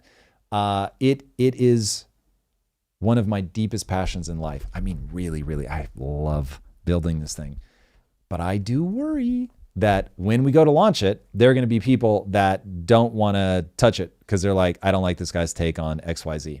And that's a very real thing. And so I'm trying to deal with with my passions, talents. How can I build a large marketing vehicle? Because if I could be there's plenty of streamers out there that just talk about video games. It's not the thing that I'm good at. I tried just video game streaming, only talking about games. And I was like, okay, rate of change is a real thing. I talk to entrepreneurs about this all the time. My rate of change in terms of growth when I was doing pure gaming streaming was so terrible. I was going to be there for like 30 years trying to build a community off of gaming. So literally the second I went over to talking about economics, politics, world affairs, it was like 10x overnight. So anyway, but it may come back to bite me in the ass. I am well aware of that. Wolfram, you're correct. Booze don't block dunks. You're right about that. And so that is the thing that I'm betting on, that I can make this thing good and that people want to play it. All right, let's head over to the UK and talk about that Tommy Robinson protest. Let's go, Tommy.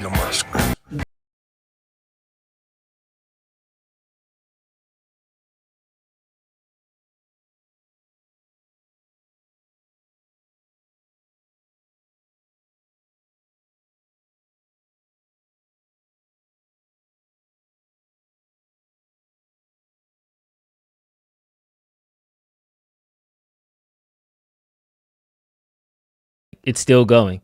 It's still going. Dude. It's still going. That's wild It's that they still try to going. call that 120. Jesus. It's still going. Like, that's smacked, yo. And I don't even bang with Tommy Robinson like that, but you can't, like, it's not like Trump had 4 chairs and try to say it's the biggest crowd ever. Like, he packed that thing out. That is wild. Yeah. And then I have the Elon quote that he said that they had him on the Jumbotron during the protest. Violence is going to come to you. You will have no choice.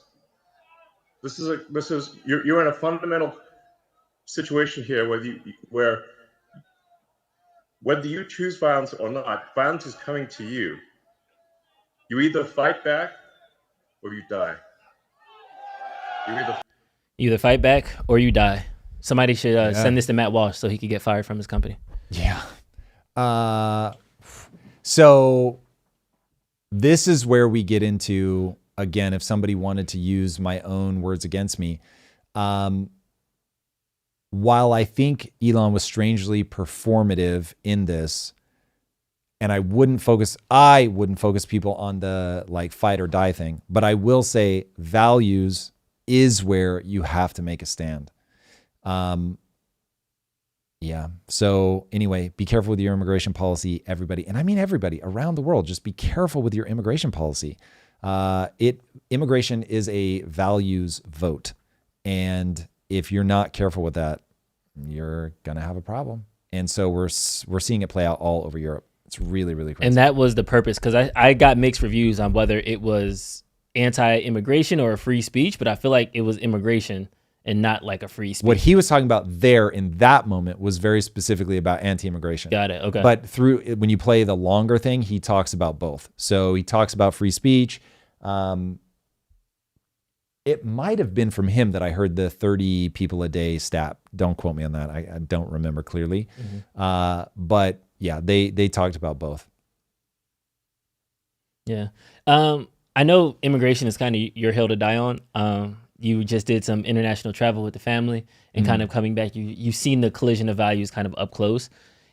Do you think the UK is really like on a timeline where like UK is really on a timeline? You and Lisa's favorite spot is now all Muslimed out and it's just a bunch of dudes in black. It's not like that. And we weren't in England. We were in other parts of Europe. But this is from a what did I see on the ground and witness? In Italy, my big takeaway was a collision of values between me and Italians, not whatever collision Italians have within, like if they've got a Muslim problem. That's a totally different question. So from a specific this trip, what was my conclusion? It was they used to do cool shit. They don't do cool shit anymore, and you can feel it. And so as an American, I hated that. And at the same time, I was like, oh, I get it, because like everybody here is like super chill. And so as a place to go on vacation and have like some coffee and get a nice pizza, it was dope. Are those the trade-offs that I want to make? Absolutely not. Is that my value system? Aggressively not. But like everybody should Italy should be able to run Italy the way they want to run Italy. Like I'm not going to go there and impose my values. What I'm saying is when you look at the UK or you look at the US, everybody is going to have to answer a question. And that is, given that demographics are destiny, what do you do when you are either just flooding your system with a bunch of people full stop that may or may not share your values? And then what do you do when you flood your system with a group of people that don't share your values and their birth rate is much higher than yours? This is the UK's problem.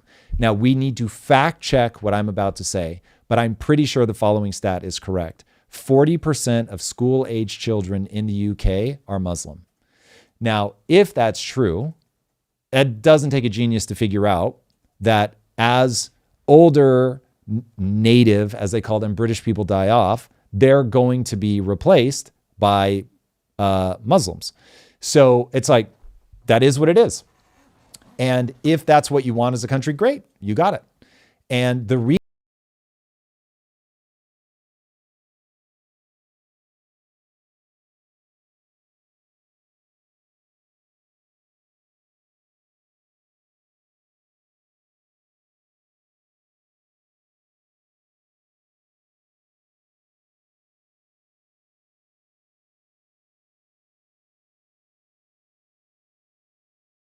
that's what we're watching play out in Europe. That stat coming in from Gemini, it says that it's actually closer to 6.7%. Okay. The actual figures for Muslim share of the school population are closer to 8.1 in 2021, according to the Muslim Council of Britain. And the last UK census was 2021. Okay, so I'll have to figure out what unhinged thing I came across that either was just an outright lie or I'm misremembering something, but this is why we fact check. So thank you for that. Somebody in the comments asks, how long do you think it would take? Like, gut check, what do you think the timeline is for them? Because you said earlier that it's a matter of time. That's a math question. I don't have the easy answer, but until they become the majority, basically, that's when it's... Round it to... You can run the math. Like if you ask Grok, ChatGPT, given the birth rate discrepancy in the UK, over what period of time will people of British descent become the minority? It'll give you an answer. Off the top of my head, I don't know. But it's not short. I mean, it's going to be 30, 50 years, something like that. Because you've got to have, you have to figure out what rate are you expecting more people to come into the country, at what rate what are the birth rate differences, and then what are the death rates? And so that is, it'll be measured in decades. It's not like, oh my God, it's going to happen in 5 years. That's not it. But if you don't decide on your immigration policy now, then at least with my value system, because I'm not we've got to get people that have come here legally, get them out. I don't like that. Like if you let people into your country, they uprooted, they moved there, like hey, they're there. So I get that some people are going to feel differently, but not me. Rough estimates based off current protections, given current trends, as reported by ONS and other demographers, and assuming similar migration and fertility rates. Many projections suggest that the share of white British people or people with only UK-born parents, and somebody increased it, so it messed me up. There it is. Depending on definition, will fall under 50% somewhere mid-21st century. So likely around 2060s. Okay, so yeah, a little more than 30 years. 4 decades under these trajectories. Yeah, that sounds about right. Yeah. So, yeah, people are asking like if that number changes my opinion. Not at all. So this is a question of what do you want to be the trajectory of your country? If you are, hey, we will take in refugees from anywhere in the world. Anybody can come here. That's your right. People should run their country the way that they want to run their country. What I'm trying to get people to look at is that will have consequences. It's not what I want, but I don't believe that I should be a dictator anywhere. So everybody should vote the way that they want to vote. I want to see my value system continue to go on, as I imagine most people want to see their value system continue to move on. But if their value system is simply, hey, countries should have their borders wide open and they're looking at the consequences of that with their eyes wide open, great. But it feels like we are playing the suicidal empathy game where we're acting as if there are only first order consequences. There's no second and third order consequences. So that's where I'm like, okay, this just seems very weird. I'm not sure what logic people are tracking. So if I am wrong about the number, this was just me not running the math because my assumption was that it was going to take somewhere between 30 and 50 years. We just saw it's going to take roughly 35 to 40 years. So in terms of the rate at which I thought this was going to happen was bang on. The percent is off.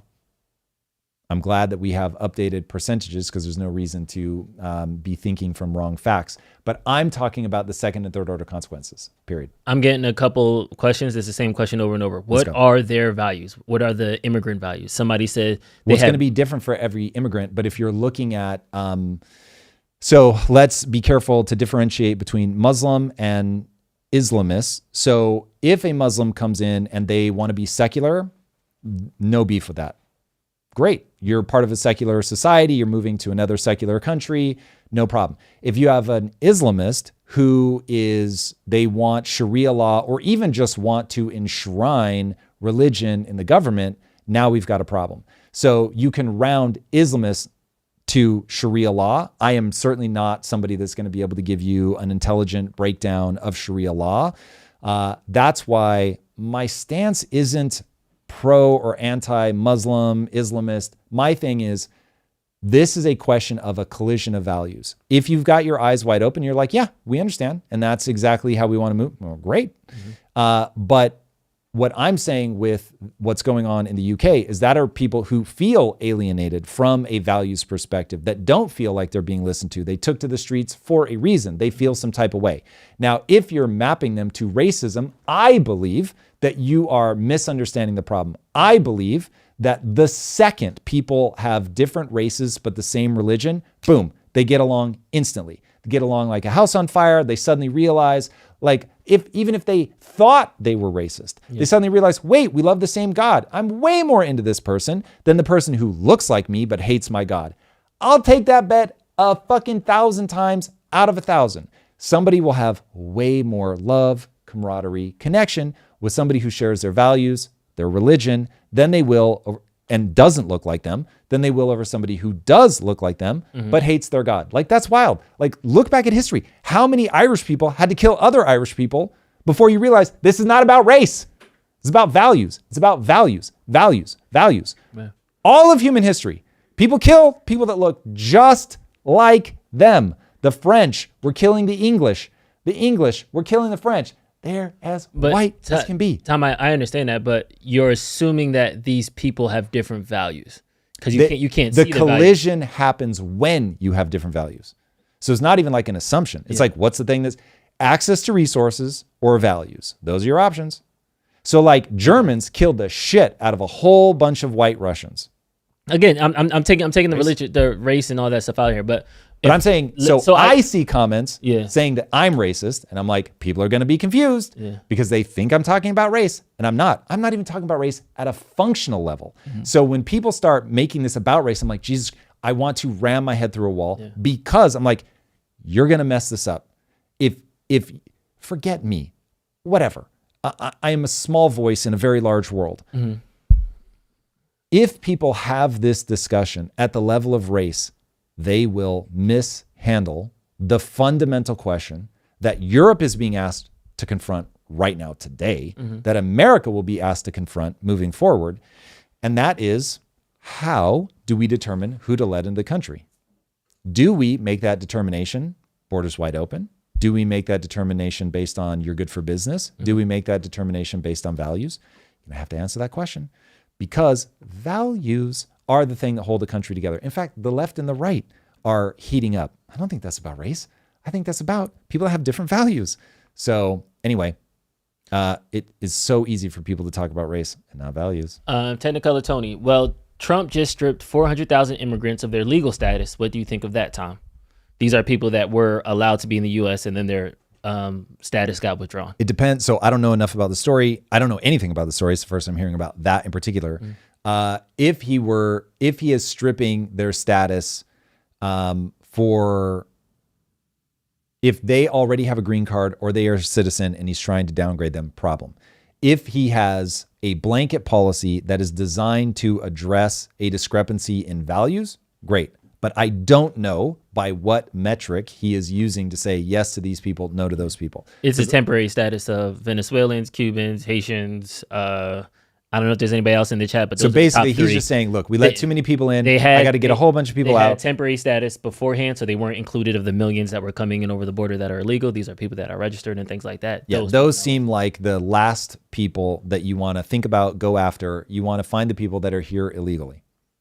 So if a previous administration specifically invited people in that met a certain criteria, and now you're rejecting those people, I'm not saying I would never do it, but that is very low on the totem pole of things to go after. The things that people should be going after are illegal immigrants, violent immigrants. Stay focused there. All the things that he said he was going to do, and I don't know if it just proved to be too difficult, too politically unfavorable, I don't know. But he certainly is not executing against the way that he said he was going to go about it. So that I don't love. So if this is just indiscriminate, people that were made essentially a promise by this nation, and now we're like, no, sorry, fuck off, don't love that. All right. England becomes 40% agnostic Muslims. Is this okay? Sorry, say it again. England becomes 40% agnostic Muslims. Is this okay? Almost certainly. Yeah, I don't see why there'd be any beef with that whatsoever. If you have Muslims that are coming over and they're like, hey, we love Britain. Britain's amazing. Love what you have done, what you stand for. We don't want to be a part of theocratic rule. So we're coming here. We want to be a part of British society. Hell yeah. Love that. Now, keep in mind, I'm American, so I did not grow up looking around and just seeing a bunch of white people. I've grown up and look around and seen people of all, I've spent the vast majority of my life in LA. So do I see more Hispanics than I see white people? Maybe. So that to me just doesn't compute with my mental model of what makes somebody match my values or not. So yeah, Muslim, no beef whatsoever if they're secular. If anybody's secular. If you bring a militant Catholic to the party, I would have a beef with that. So, yeah, secular, Christian, and remember, I'm not Christian, but that, yeah, cool. That will blend in perfectly, regardless of race, color, creed, where you grew up, nice and easy. Muslims that want to see a bridge between Muslims and Christians, love it. Christians that want to see a bridge between Muslims, everybody, love it. No beef. My beef is when you want a theocratic rule. You want to put, to quote Sam Harris, you want to put women in a burlap sack. Like, this is where I start saying, we're going to collide. All right. Now we got some community submissions. Thank you guys for always tagging us, sending us comments, sending us stories. We love to see it. I hope you're kidding. There has been an attack on the FBI office in Pittsburgh. Some people are calling it a terrorist incident where a vehicle was rammed into the field office. Yeah, it just happened a couple hours ago. Start again? There has been a suspect is in custody after a targeted terrorist incident at FBI office in Pittsburgh, officials say. The suspect, Donald Hanson, allegedly crashed into the gate, then grabbed an American flag from the vehicle and threw it over the fence before fleeing, the FBI said. What's he trying to do? America. That'll be interesting to see how just America. Yeah. America. Here's a flag. Hold that. Wow. Okay. So this one feels like mental illness. Yeah. Like, I don't know what they're expecting to get out of that, but okay. Yeah. So, yeah. I mean, we're going to find out if now the right is so mad that they just start. And look, I hate that I assume that if you're throwing a flag over a fence after ramming into it, I hate that I assume that you're on the right. But if I'm honest, if you're throwing a flag, I assume that you're on the right. So if this is the right's time for now, mentally unstable people doing unhinged things, and that's where we are. Okay. There has been growing movement in Canada. I don't have a link. I've been searching for one, that they are talking about succeeding. So I've heard it's Alberta. I heard it's British Columbia, BC, but the states within themselves of Canada kind of breaking up. Where America is right now with this civil war, hot button, national divorce, where do you stand in like succession type of plans, societies, when nations do this, when nations split up? What's your kind of immediate reaction? Damn. I have not thought about it because I really do not want to find us there. I think that that would be a level of catastrophic. We would turn into Europe, which would be bad. You want aggregated power. And while I love that people can move from state to state, and I love that state have state rights and they can do things differently, I also love that we are a federalist system that holds everybody together. And I would expect that the federal government would feel some type of way if California or Texas or Florida or anybody tries to break away from the union. I would not expect that to be like, all right, guys, bye. I would expect to be like, fuck you, you're part of America, and we're going to like invade your shit. That's what I would expect to happen. So I have not spent hardly any time thinking about that, but that would be wild. And given that, I do not agree with California politics, so I do not consider myself to be on the right. I really don't want states to break left and right. That would be, and I'm hyper aware from they already have. But in terms of breaking away from the union, I'm not here for that. I don't want to see Texas become a red state. I don't want to see California become a blue state, meaning separated from the U.S. as a whole. So, yeah, that would be horrific. Yeah, even just from an economic standpoint, that just doesn't seem like a winning strategy. But with Canada separating, this is an opportunity. Could Trump get his 51st state? Like, if you were you wouldn't go in and scoop it? That's a gimme. Like, no. Dude, so there is a reason that one of the biggest things you have to contend with when you take over a country is how do you win the hearts and minds of the populace?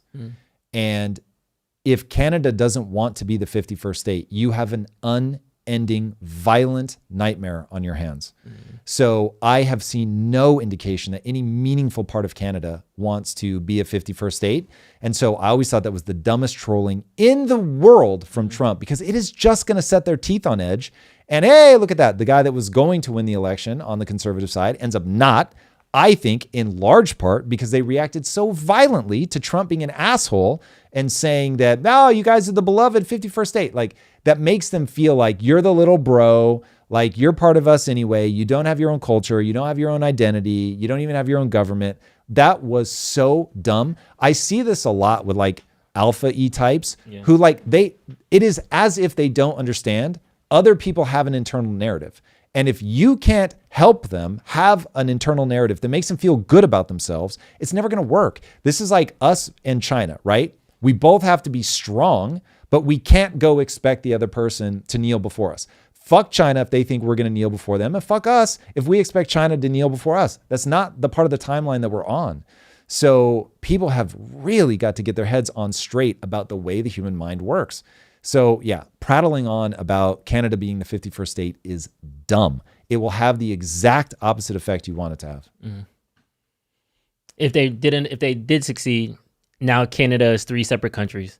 Country number 1 was like, I don't want to do this. I want to be a part of America. We vote 70% to 30% to be a part of America. Are you still like, no, let's not do it? Or is that like, okay, they voted and they're separate and it's okay? I really wouldn't want to do it. So if then we had a vote, like, do we absorb them? I'd be like, are you guys not paying attention to the Ukraine? Because I don't know what the percentage of the bordering towns voted that they really see themselves as more Russian. And there was like a big conflict about they want to be able to speak the Russian language, but Ukraine is trying to define themselves as anything but Russian. So they weren't letting them speak the Russian language. It's like, that's exactly the kind of thing that would play out. That 30% is going to cause you a lot of problems. I would much rather have like, hey, we want to make it easier to cross the border. We want to make it easier to do trade deals. We want to lower tax burdens, completely eliminate tariffs, like whatever, like finding ways to, from an economic standpoint, make it feel kind of like they've done in Europe. So if we had like we have NAFTA, North American Free Trade Agreement. Yeah, NAFTA. So things like that, like if we want to beef those up, I have not studied that well enough to know if there have been like horrific consequences from that. But at least on paper, that kind of thing would make a lot of sense. But trying to absorb a country where 30% don't want to be there, nope, hard pass. All right, hypothetically speaking, separate new topic, we're pivoting, we're changing, right?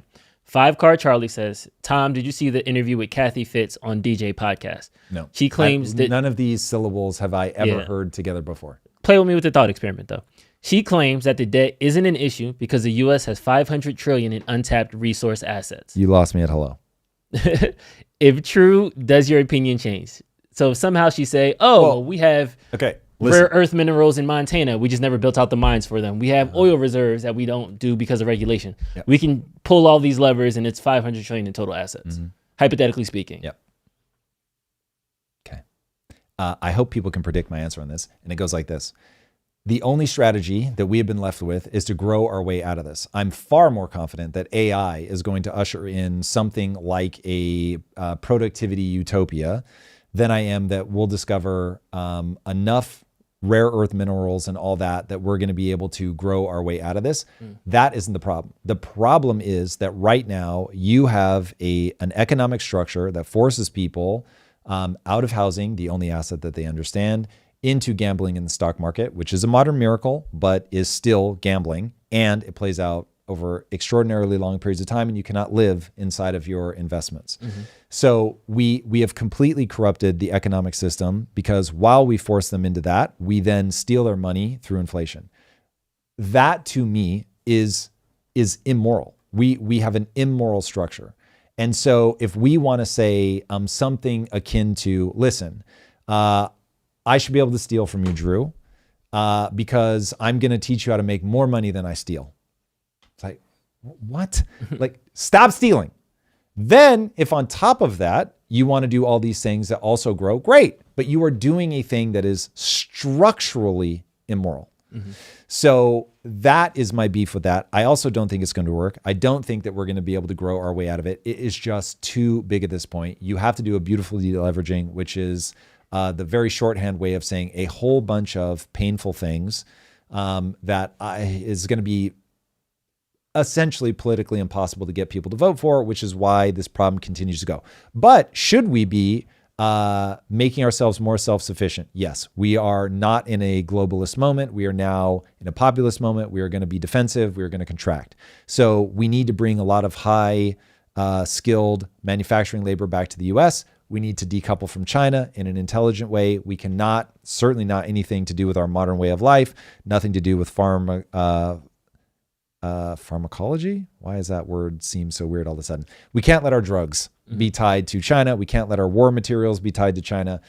So we have to find a way to bring that stuff either to far more friendly places or all the way back home. Also, remember, if you're really mad about wages stagnating, one of the most important things you must do is re-empower the American workforce by not offshoring everything. So giving companies an incentive to come back to America so that they're incentivized to deal with the fact that then the worker will be in a stronger position and they can negotiate against you. So there's got to be a trade-off. Otherwise, American companies are going to be like, nope, I'm just going to keep doing this. I'm going to offshore things. I'm going to figure out who are the people that are in a worse economic situation than Americans, and I'm going to go there and do things for cheap. You've got to get power back in the hands of the American worker. Now, that also pathologizes, just to be very clear so nobody's confused, in the future when I'm like, unions are a problem, because they are, but you also need, it's pathology on the other side. We have disempowered the American worker so far that it becomes a problem on that side. And AI is going to make that problem worse. So this is a very difficult basket of things. Woo. It's a 2-star on X with a banger question. What's a 2-star mean? No, that's her name. ISATOU. There we go. It's a 2-star. I thought you were saying it's a 2-star. The U.S. is facing a governance and economic crisis that goes beyond its borders. If America can't get its house in order, from debt to political gridlock, how can the rest of the world trust in a stable recovery? They can't. Global economies are tied to the U.S., and this dysfunction is dragging everyone else down. That's sort of correct. I don't think we're going to be able to... It's dragging the West down. We're not touching... No, because we are messing with China. There's no doubt about that. And we are intermingled. My wife is in the chat. My beloved. So listen. Yes, it's true. We're interconnected. Yes, we can cause global economic problems 1,000%. We are still in a better position than anybody else from a where would I want to invest for all of America's problems. We are still the safest place to invest. People are diversifying more and more, and people should read that as a signal. Being the best is not the same as being good. But China being a dictatorship also makes them incredibly problematic because overnight they could say, sorry, we're taking all your stuff. So people are very hesitant. Also with the antagonistic posture between the US and China, I'm sure that there are things that are no longer considered okay, even if it's just behind the scenes where Trump is going to Tim Cook and being like, man, it'd be a real shame if you got tariffed into oblivion. So all of a sudden it's like, okay, I'll do India. Nope, India's not good enough. Okay, we'll do glass here in the US. And he'll keep applying pressure until he gets more and more of what he wants. So not everything is on the books power. Some of this is soft power, manipulation, et cetera, et cetera. So that is ultimately my take on that. All right. I want to go back to context, guys. It's that time. I've been waiting for this all day. As of right now, after Charlie Kirk's assassination, we give our empathy to Erica Kirk and his 2 young children. His legacy is being debated right now. Destiny is probably the most vocal on the left that's talking about it. There's memes and TikToks of people dancing on the grave. I'm not saying that. Let's keep it professional. Let's keep it courteous. Let's keep it respectful, right? I want to first jump into the destiny that the conservatives need to be afraid of getting killed. Yeah, this is wild. Because I'm hearing a lot of people on the left say, well, wait, that wasn't the context in which he was saying it. And you know where I'm going with that next, because your boy Charlie said some things, and I'm hearing a bunch of people on the right saying, well, that's not the context in which he meant it. So let's talk about context now. So let's jump into destinies first. Here it is. Cox has made it clear that their investigation has now established that he had been radicalized by a leftist ideology, which drove him to do this. That's just I'm sorry, excuse me, when?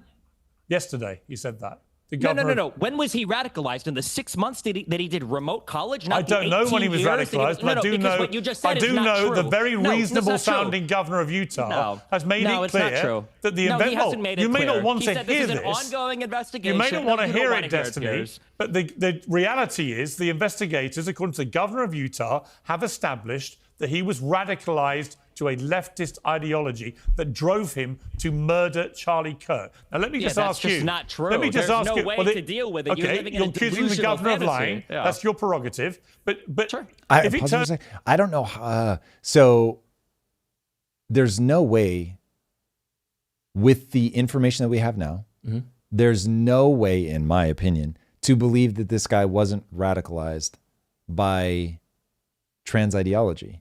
Because he's dating a trans person, he's radicalized by trans. He's in a relationship with a trans person. So that means he kills people? He said, the only thing I care about is protecting you. He put memes on the bullets about trans ideology. So what? He also, can we not skip over? He fucking murdered Charlie Kirk. It's like the biggest glowing red, like, hey, tell me you've been radicalized without telling me you've been radicalized. He shot somebody. So he shot somebody specifically saying, this guy's too hateful, I have to kill him. Okay. So which element of hate do you think sparked that? I mean, Charlie Kirk had a list, so I don't know which. I don't Yeah, know, but I don't know how come to on. answer that. Like this is like when you and I were talking before we started rolling camera, and I said if I try to map your worldview and I leave out race, I'm always going to be confused. And this to me is like, if you leave out the role of trans ideology, you're going to be confused by this kid's behavior. Like, what does that term even mean? Trans ideology. That he believes that. Now I'm extrapolating based on the things that he's put. But What I mean when I say that's that coming a talking point. is perfect. Yeah. Is that words are violence against that community, that they are at risk of erasure via things like misgendering, denying that they exist, saying that it's a mental illness, all of that stuff. And so if you are doing those things, you are literally putting their lives at risk. So the act of saying those things warrants a physically violent response.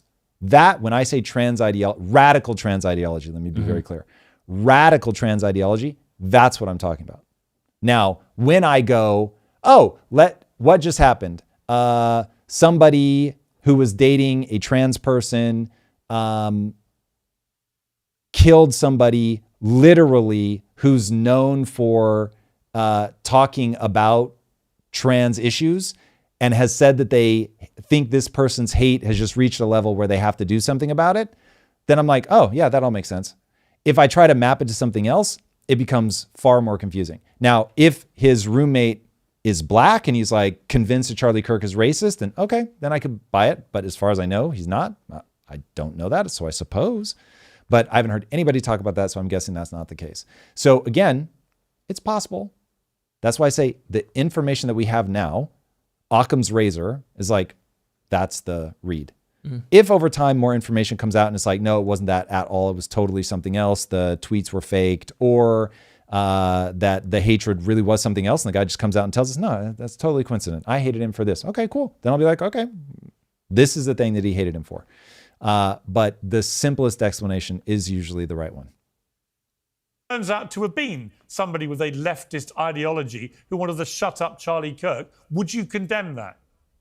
I won't condemn anything until the president of the United States can go on air and say, all of us need to calm down. So you won't condemn the murder of Charlie Kirk until Donald... So this is, Destiny's talked about not this exact thing before, but the idea that I'm going to keep being unhinged until high people, doesn't always say the president, but like influencers on the right either acknowledge January 6th or whatever. And that one goes back to the kayfabe, the WWE, the like, I'm going to be theatrical until other people stop being theatrical is what I hear him saying. And I'm just, that doesn't make any sense to me. Not wanting to lead with what's the outcome that I want. So if the outcome that he wants is to actually turn down the temperature, then he would lead by turning down the temperature. So you can, in my opinion, rule out that he actually wants to turn down the temperature. That Destiny actually wants to turn on it. Correct. I feel like he's a counterpuncher. So if he turns down the temperature and everybody turns on the temperature, but except one party's allowed to go to turn it up to 10, that his point, his literal next statement is, I can't give that lineup because other people aren't giving that lineup. So his actions would make sense if his actual motive is to punish, what you're calling counterpunching, or at least how I interpret counterpunching. So they're doing it. I'm going to do it back. I'm going to do it just as hard. But you don't realize we're spending more time talking about Destiny's reaction than what Donald Trump said on the day of Charlie Kirk's death? Before he even knew that the guy was trans, before he even knew what the guy looked like, before he even knew what happened. We did talk about it last time. I'm happy to talk about it again. I'll be not equally condemning because I don't think that Trump came off as unhinged as Destiny's coming off. Got it. Okay. But if Trump were doubling down on his rhetoric, like, I'm going to keep talking like this until the left calms down, then I'm going to be like, okay, that's stupid. Now, if anybody feels like I'm saying the right has handled this well, wow, I'd be very surprised by that. We spent the first, 30 minutes of the live today with me talking about the right is being just as like unself-aware as the left. This is wild. So yeah, that to me is certainly not what I'm saying. So I'm happy if you play me a clip of Trump, I'm happy to talk about Trump. But you play me a clip of Destiny, I'm going to talk about Destiny.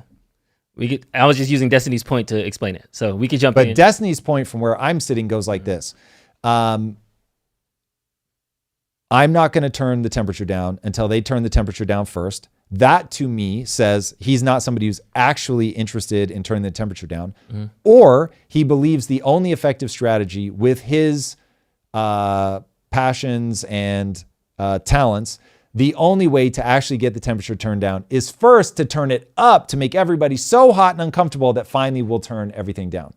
Which is why he's saying they need to be afraid. Do we play the part of the clip where he actually said? It's coming up. Okay, play this because people need to hear it out of his mouth first. Donald Trump says something. I'm a YouTuber. Leftists and Democrats have been condemning and turning down the temperature, condemning violence, turning down the temperature for a decade.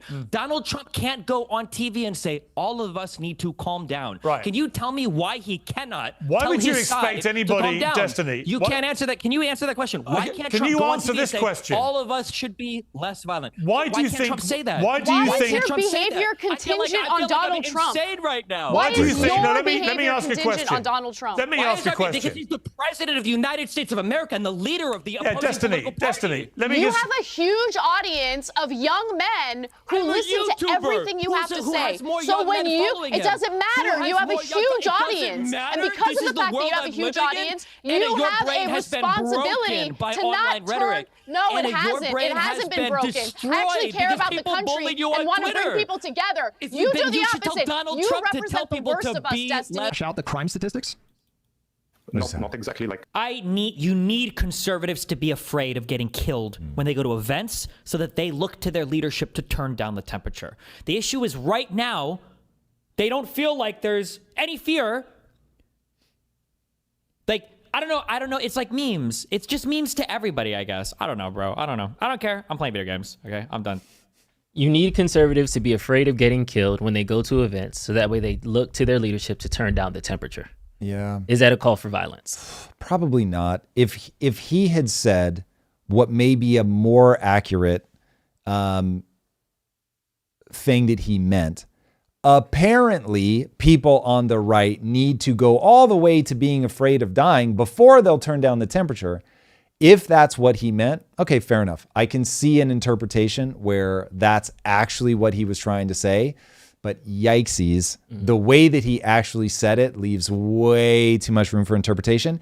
And I try to be generous here because I know I'm going to say something that people are going to play back and I'm going to be like, oh God, that I will hate the way that I framed it and be like, no, that's not what I meant. So on that, I'm sensitive to that. But I do think that Destiny constitutionally does try to dial things up to 11 to get a reaction, to get people to pay attention. So that's where I think, like, yeah, he's put himself in a pretty rough position.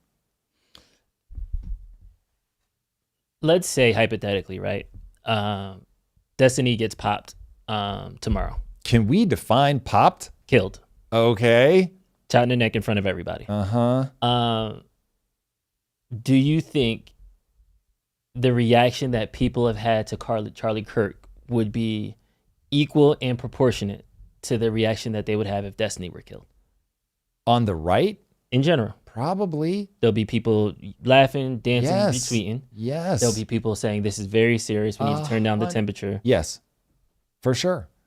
This is where I'm like, I don't think anybody is innocent. I think that everybody is displaying human behavior. People dehumanize the other side. This is what we do when we need to kill the other village that's trying to come in and steal our women and steal our resources. We've got to see them as other. We've got to be able to like murder them and spill their guts.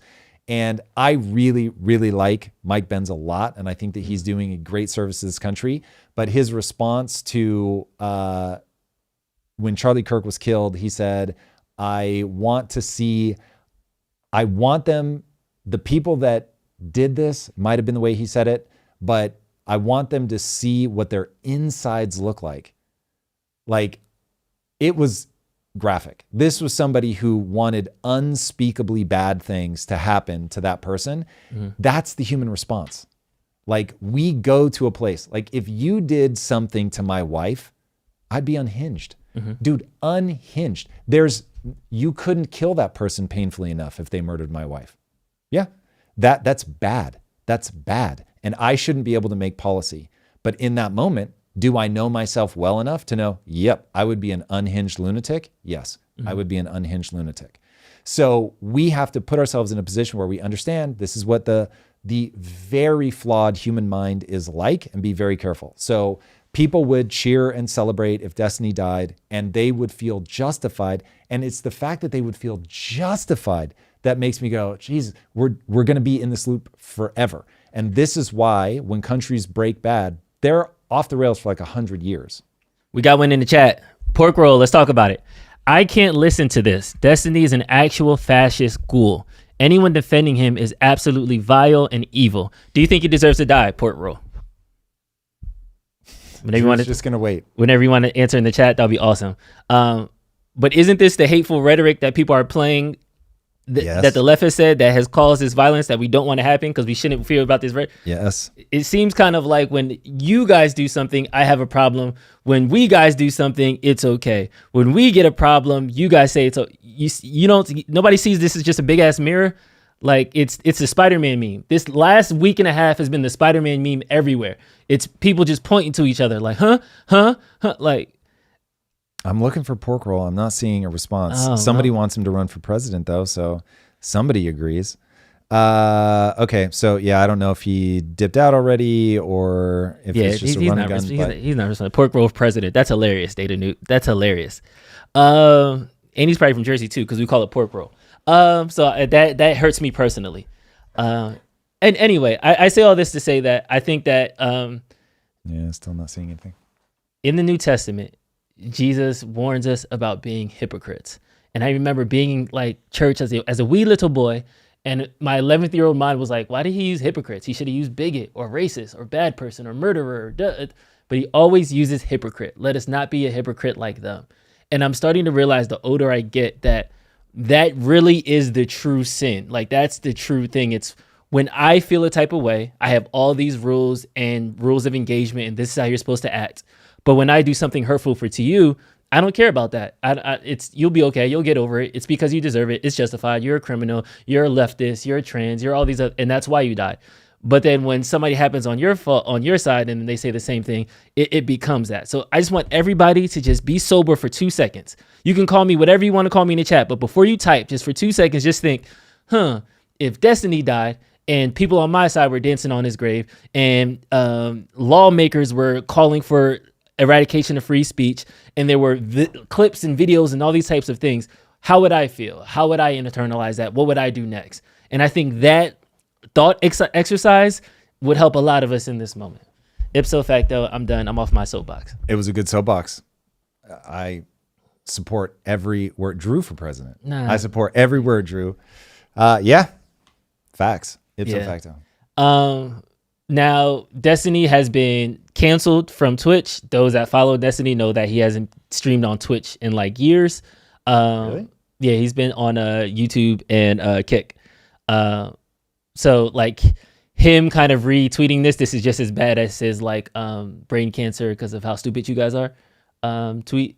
Got it. So he's completely trolling. This was another like one of those inversion tweets. Hilarious. But even going forward to it, there is Elon Musk is calling for him to be a resonate. There are all these calls to action to YouTubers. Is that a level of accountability that maybe we, like, because we're in this ecosystem as well, should people be more accountable for what they said? I would much rather see people vote at the individual level rather than us doing it at a systems level. I don't want to see YouTube boot them off because I know the second we say that we don't like what Destiny said, somebody's going to say they don't like what I said. So no, but if people don't want to watch him, yeah, fair enough. Don't watch him. But if everybody says, I don't want to watch this guy, then he does not get watched. Now, the real thing that we have to contend with is we all know there are going to be people that do want to watch him. There are going to be people that want to watch Nick Fuentes. There are going to be people that want to watch us. Hey. So that to me is the thing that we have to contend with is it matters that people are able to put their voice out into the world. Free speech matters. And in a world where we have social media, we're no longer able to control the narrative. The elites are no longer able to control the narrative. Then that has a consequence in society. Mm-hmm. And I think a large part of what we're grappling with right now is that reality. This really matters. Letting people talk on platforms really matters. And so now this This is akin to me to the dumb voter problem. You can learn everything you need to know about a person's worldview by asking them one simple question. People that you think are literally morons, like they can't function. Not that you're being flippant, that you think this person is actually too stupid to parse through this information. Should they be allowed to vote, yes or no? And are you prepared to live in a world where you may get outnumbered by people that you think are morons and thus have to live in their country? And I'm saying the answer for me is yes, because I know that humans tend towards tyranny. The second you allow me to decide who's too dumb to think through these problems, we already have a problem. So I'm perfectly willing to live in a world where you start getting black pillars, groypers, red pillars, all this, because yeah, everybody can get on a mic and say what they want. And I'm perfectly willing to live in a world where radical trans ideology, radical Islamists, they're going to get their voice. Yep. And I've got to beat their ideas. I've got to outperform them. I am perfectly willing to live in the outcome of that world. The world that I'm not perfectly willing to live in the outcome of is one where we give the power to the governments, to the platforms, whatever, where they're like, nope, you don't get to speak. That's the part that I don't like. Yeah. So now, look, it gets very complicated when you get into the platforms and the private companies and all that. And yes, that's a debate worthy of having, but it's a totally separate thing. For now, I just want people to focus on what I'm trying to get across, which is, can you trust your own ideology enough that you want arbiters, like human beings, to be able to say no to that person, yes, instead of institutions? I'm saying the institutions should create freedom of expression. Free speech should be enshrined around the globe. Now, I don't feel that I should be able to force that to happen. I've been very clear on that point. But like that, I look at that and I say, yeah, if you want a moral system, you have to be able to let people say things. I'm perfectly comfortable with America's limitations on that, but you have to be able to let people speak freely. They're not doing it in the UK.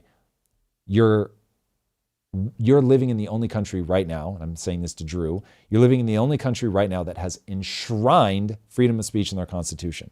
So other places have it sort of by culture, but not by enshrinement. And that one is worth fighting for. John Doe, freedom of speech does not mean freedom from consequences. Maybe it's time we have a discussion about what's been left unsaid via consequences. Here's the thing. Consequences at the individual level within the confines of the law, 100%. If somebody says something that I don't like, I'm never going to go on their show again. If they say something that I think is like just too beyond the pale, too disgusting, I'm not going to talk to them. I think both Hassan and Destiny have said things that I consider disgusting, but I would also still talk to them. But there are people that just go so far that I'm like, yeah, no. So I get it. Like, people need to decide like what works for them, what doesn't. That's wonderful. I'm just saying, when you start pushing it up to the institution level, you create tyranny. Let individuals vote. And yes, that means that some people are going to love, like the kid that spit on the statue and was mocking Charlie Kirk. There's some people that love that. Great. Now, I'm glad that I know where that kid falls. And if that's where he's going to be for right now, I have no interest in interacting with him. But I don't have the impulse to see him arrested. I don't have the impulse to see him expelled. Like, here's the way that I think about it. I think about this a lot. Like, if an employee leaves here and they're mad at me, the internal thing that I run is, life is about to teach both of us a lesson. I'm either going to learn, I really am right. And so now they're going to have problems in life because, as I said recently in a team meeting, one true thing about life, wherever you go, there you are. Everywhere I go, there I am. So whatever problems I create for myself, they're there. Whatever anxieties I have, they're there. No matter where I go in the world, no matter what circumstance I put myself in, all of my problems are there with me. So I am desperate. And this is why I was asking Technicolor Tony, and forgive me, Tony, if you actually said, here are the things that he was specifically having beef with me. But I legitimately want to know if I have flawed thinking, because I know if I can update my thinking in a way, if it can move me towards my stated goals, then that, even though I have to admit that I'm wrong, that moves me in a useful direction. So high utility is something that matters to me a lot.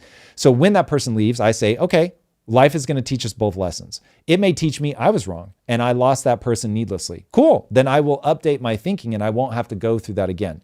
If I'm right and they're wrong, then life is going to teach them the lesson, and cool, I will have been vindicated. Both of those outcomes are awesome. I either discover I'm right and being right feels wonderful, or I discover I'm wrong and I can change. Both of those outcomes, yay. It's when people only accept I was right that their entire life will derange. We got a super chat. Thank you, Jedward, for the super chat. Drew, God forbid something happened to Stephen, but if so, even if the right leaders condemned it, would you say they're just crying crocodile tears? What would an honest, genuine show of contrition look like to you here? There was a video that Kaizen did, to answer your question, Jedward, that me and Tom were talking about before we rode, where Kaizen's talking about we need to, like, political violence has no place in America. We need to stop it. This should be our green light, red light moment. This should awaken us. We should know about this. And my immediate reaction was, he's probably in his early 20s. And Tom was like, well, why is he in his early 20s? I was like, well, we've had political violence or violence become politicized in the 2020s, in the 2010s, in the 2000s, in the 90s, all the way back to the 1913 when we created the Creature from Jekyll Island. So, like, America has had political violence to different communities, whether it's Martin Luther King, whether it's Malcolm X, whether it's Selena, whether it's Rodney. There's a bunch of people from a bunch of different communities who can actually see their person get killed on TV through a terrible reason, and that community had to then grieve and go through it.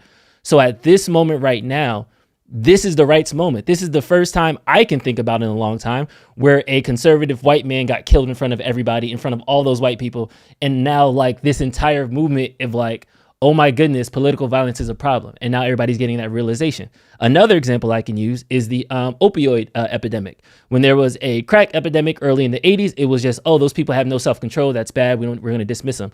Now we have an opioid epidemic, and it's, oh man, we need to help our people because the drugs are the problem. We need to now focus on the drugs. Mm-hmm. So once something happens to a specific community, the language around that thing has changed. Don't you hate that though? That's the hypocrisy of all this, Tom. And that's why I'm trying to just get people to see it. Because when I said if Destiny gets killed, there's somebody already in the comments celebrating. It didn't even happen yet. They're already like, yes, you became the thing you hated immediately. Yeah, but so I'm now saying something to my friend Drew where I'm like, but I see you look at life through a racial lens all the time. And I only talk race when I'm sitting in this chair. That's true. I'll give you that. I got other people shaking at me. When I'm not in this thing, you can't even tell I'm black. Fact? Well, I don't see color, Drew. Unfortunately, apparently I do. But and just to get Jedward's to do with that symbol crash. Just to get Jedward's point. So I'm not looking for the right to do anything to make me feel good. I'm hoping that the right can see, wow, when has this happened in America previously? What communities have those people affected? Okay, maybe we can use this as a bridge for healing and bringing us closer to Jesus, what Charlie actually wanted, versus us saying, let's go kill the leftists now because they got our boy. Facts. I don't think that's the right takeaway. That's all I'm saying. Dude, you and I are on the same page about that. Yeah, it is the response is going to be further teaming up. This is already shaping up to be that dot on the timeline where the right now starts getting more aggressive. We'll see. We'll see. Hopefully they channel it into hyper-productive things. Hopefully they channel it into realizing, okay, this really has gone too far and we need to find a way back to the center. I have not seen any evidence of that yet. So we'll see. We shall see. All right. We are near that time. There was one more thing I wanted to play. I'm trying to see if I can squeeze this out. Squeeze it in, Drew. We have no drops. No? Okay, cool.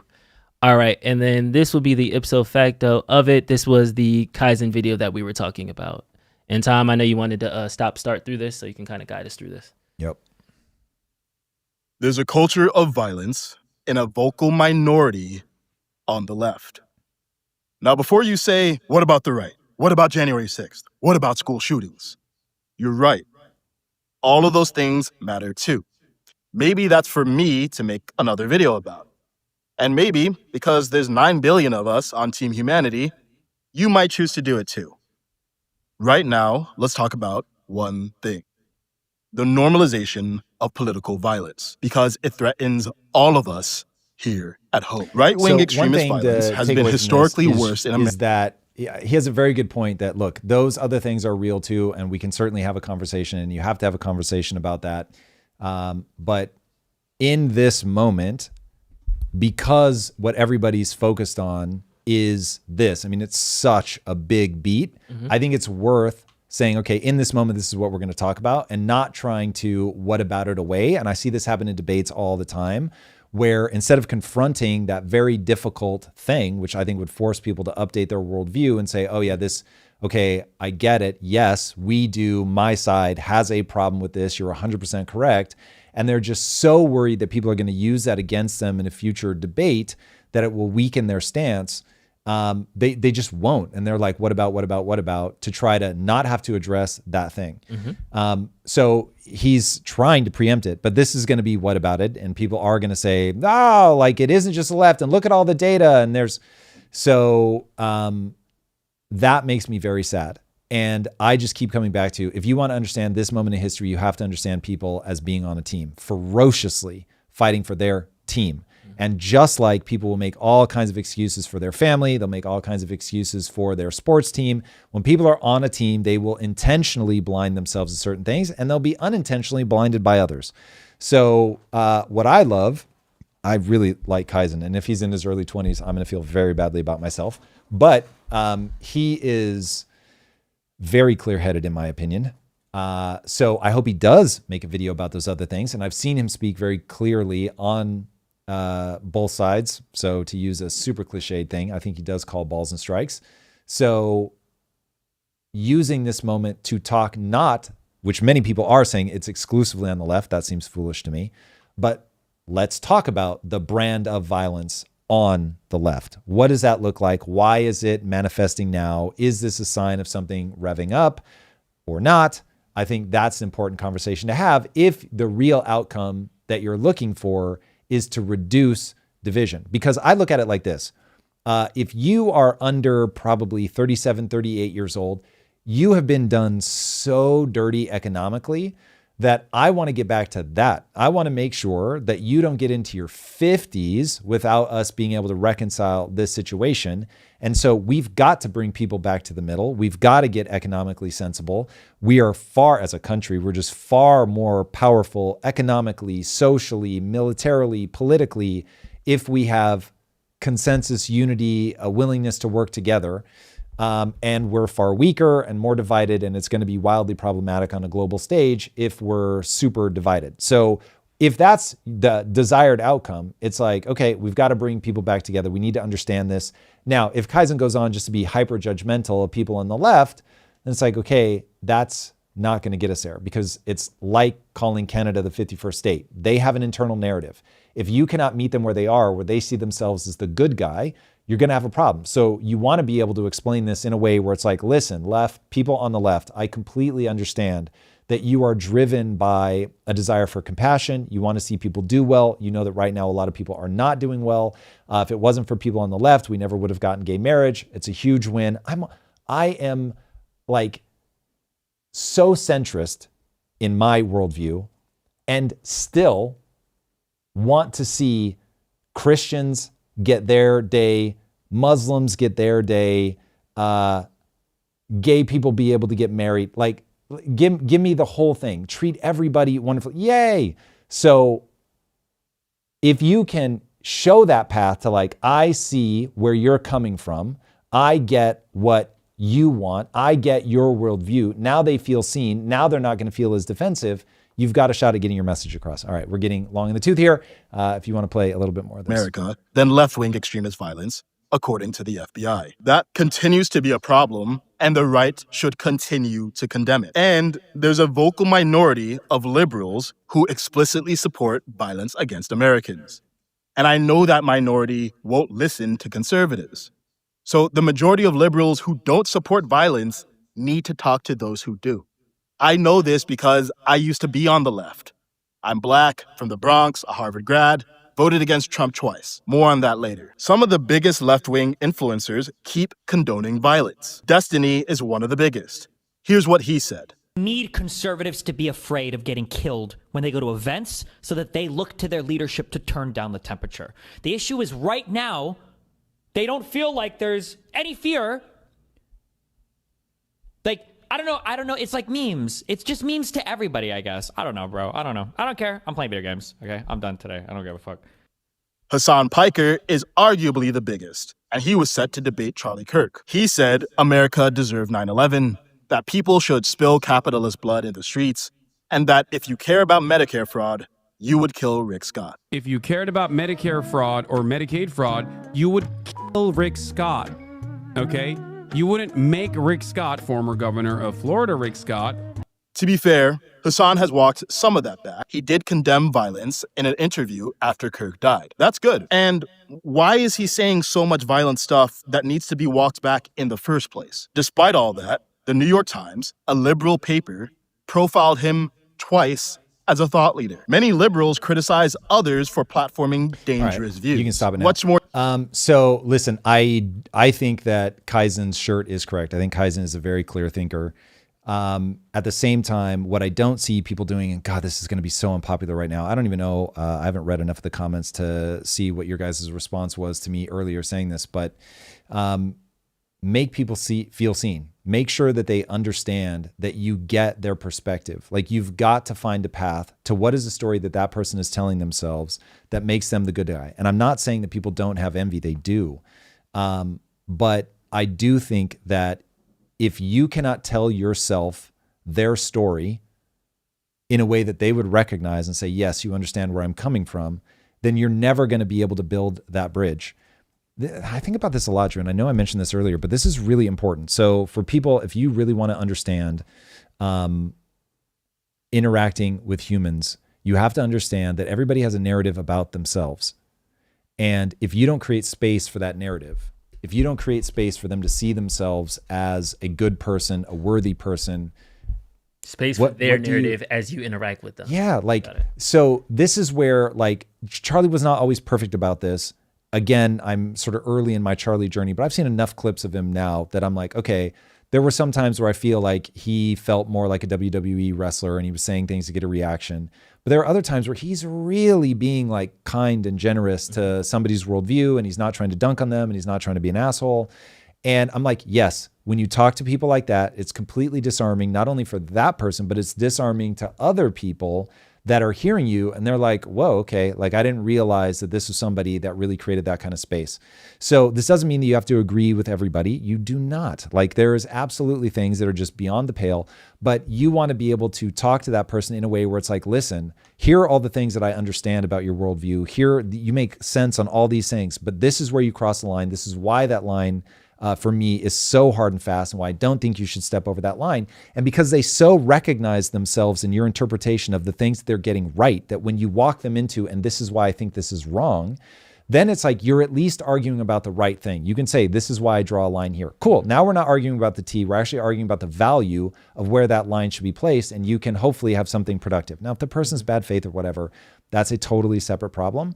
But this moment is about inviting people into that. Now, John had a comment earlier. It is exactly what I'm afraid of, which is that it's a level of nuance that the average person they don't have the intellectual capability for. It's very possible. I try never to self-aggrandize my intellect because it is limited.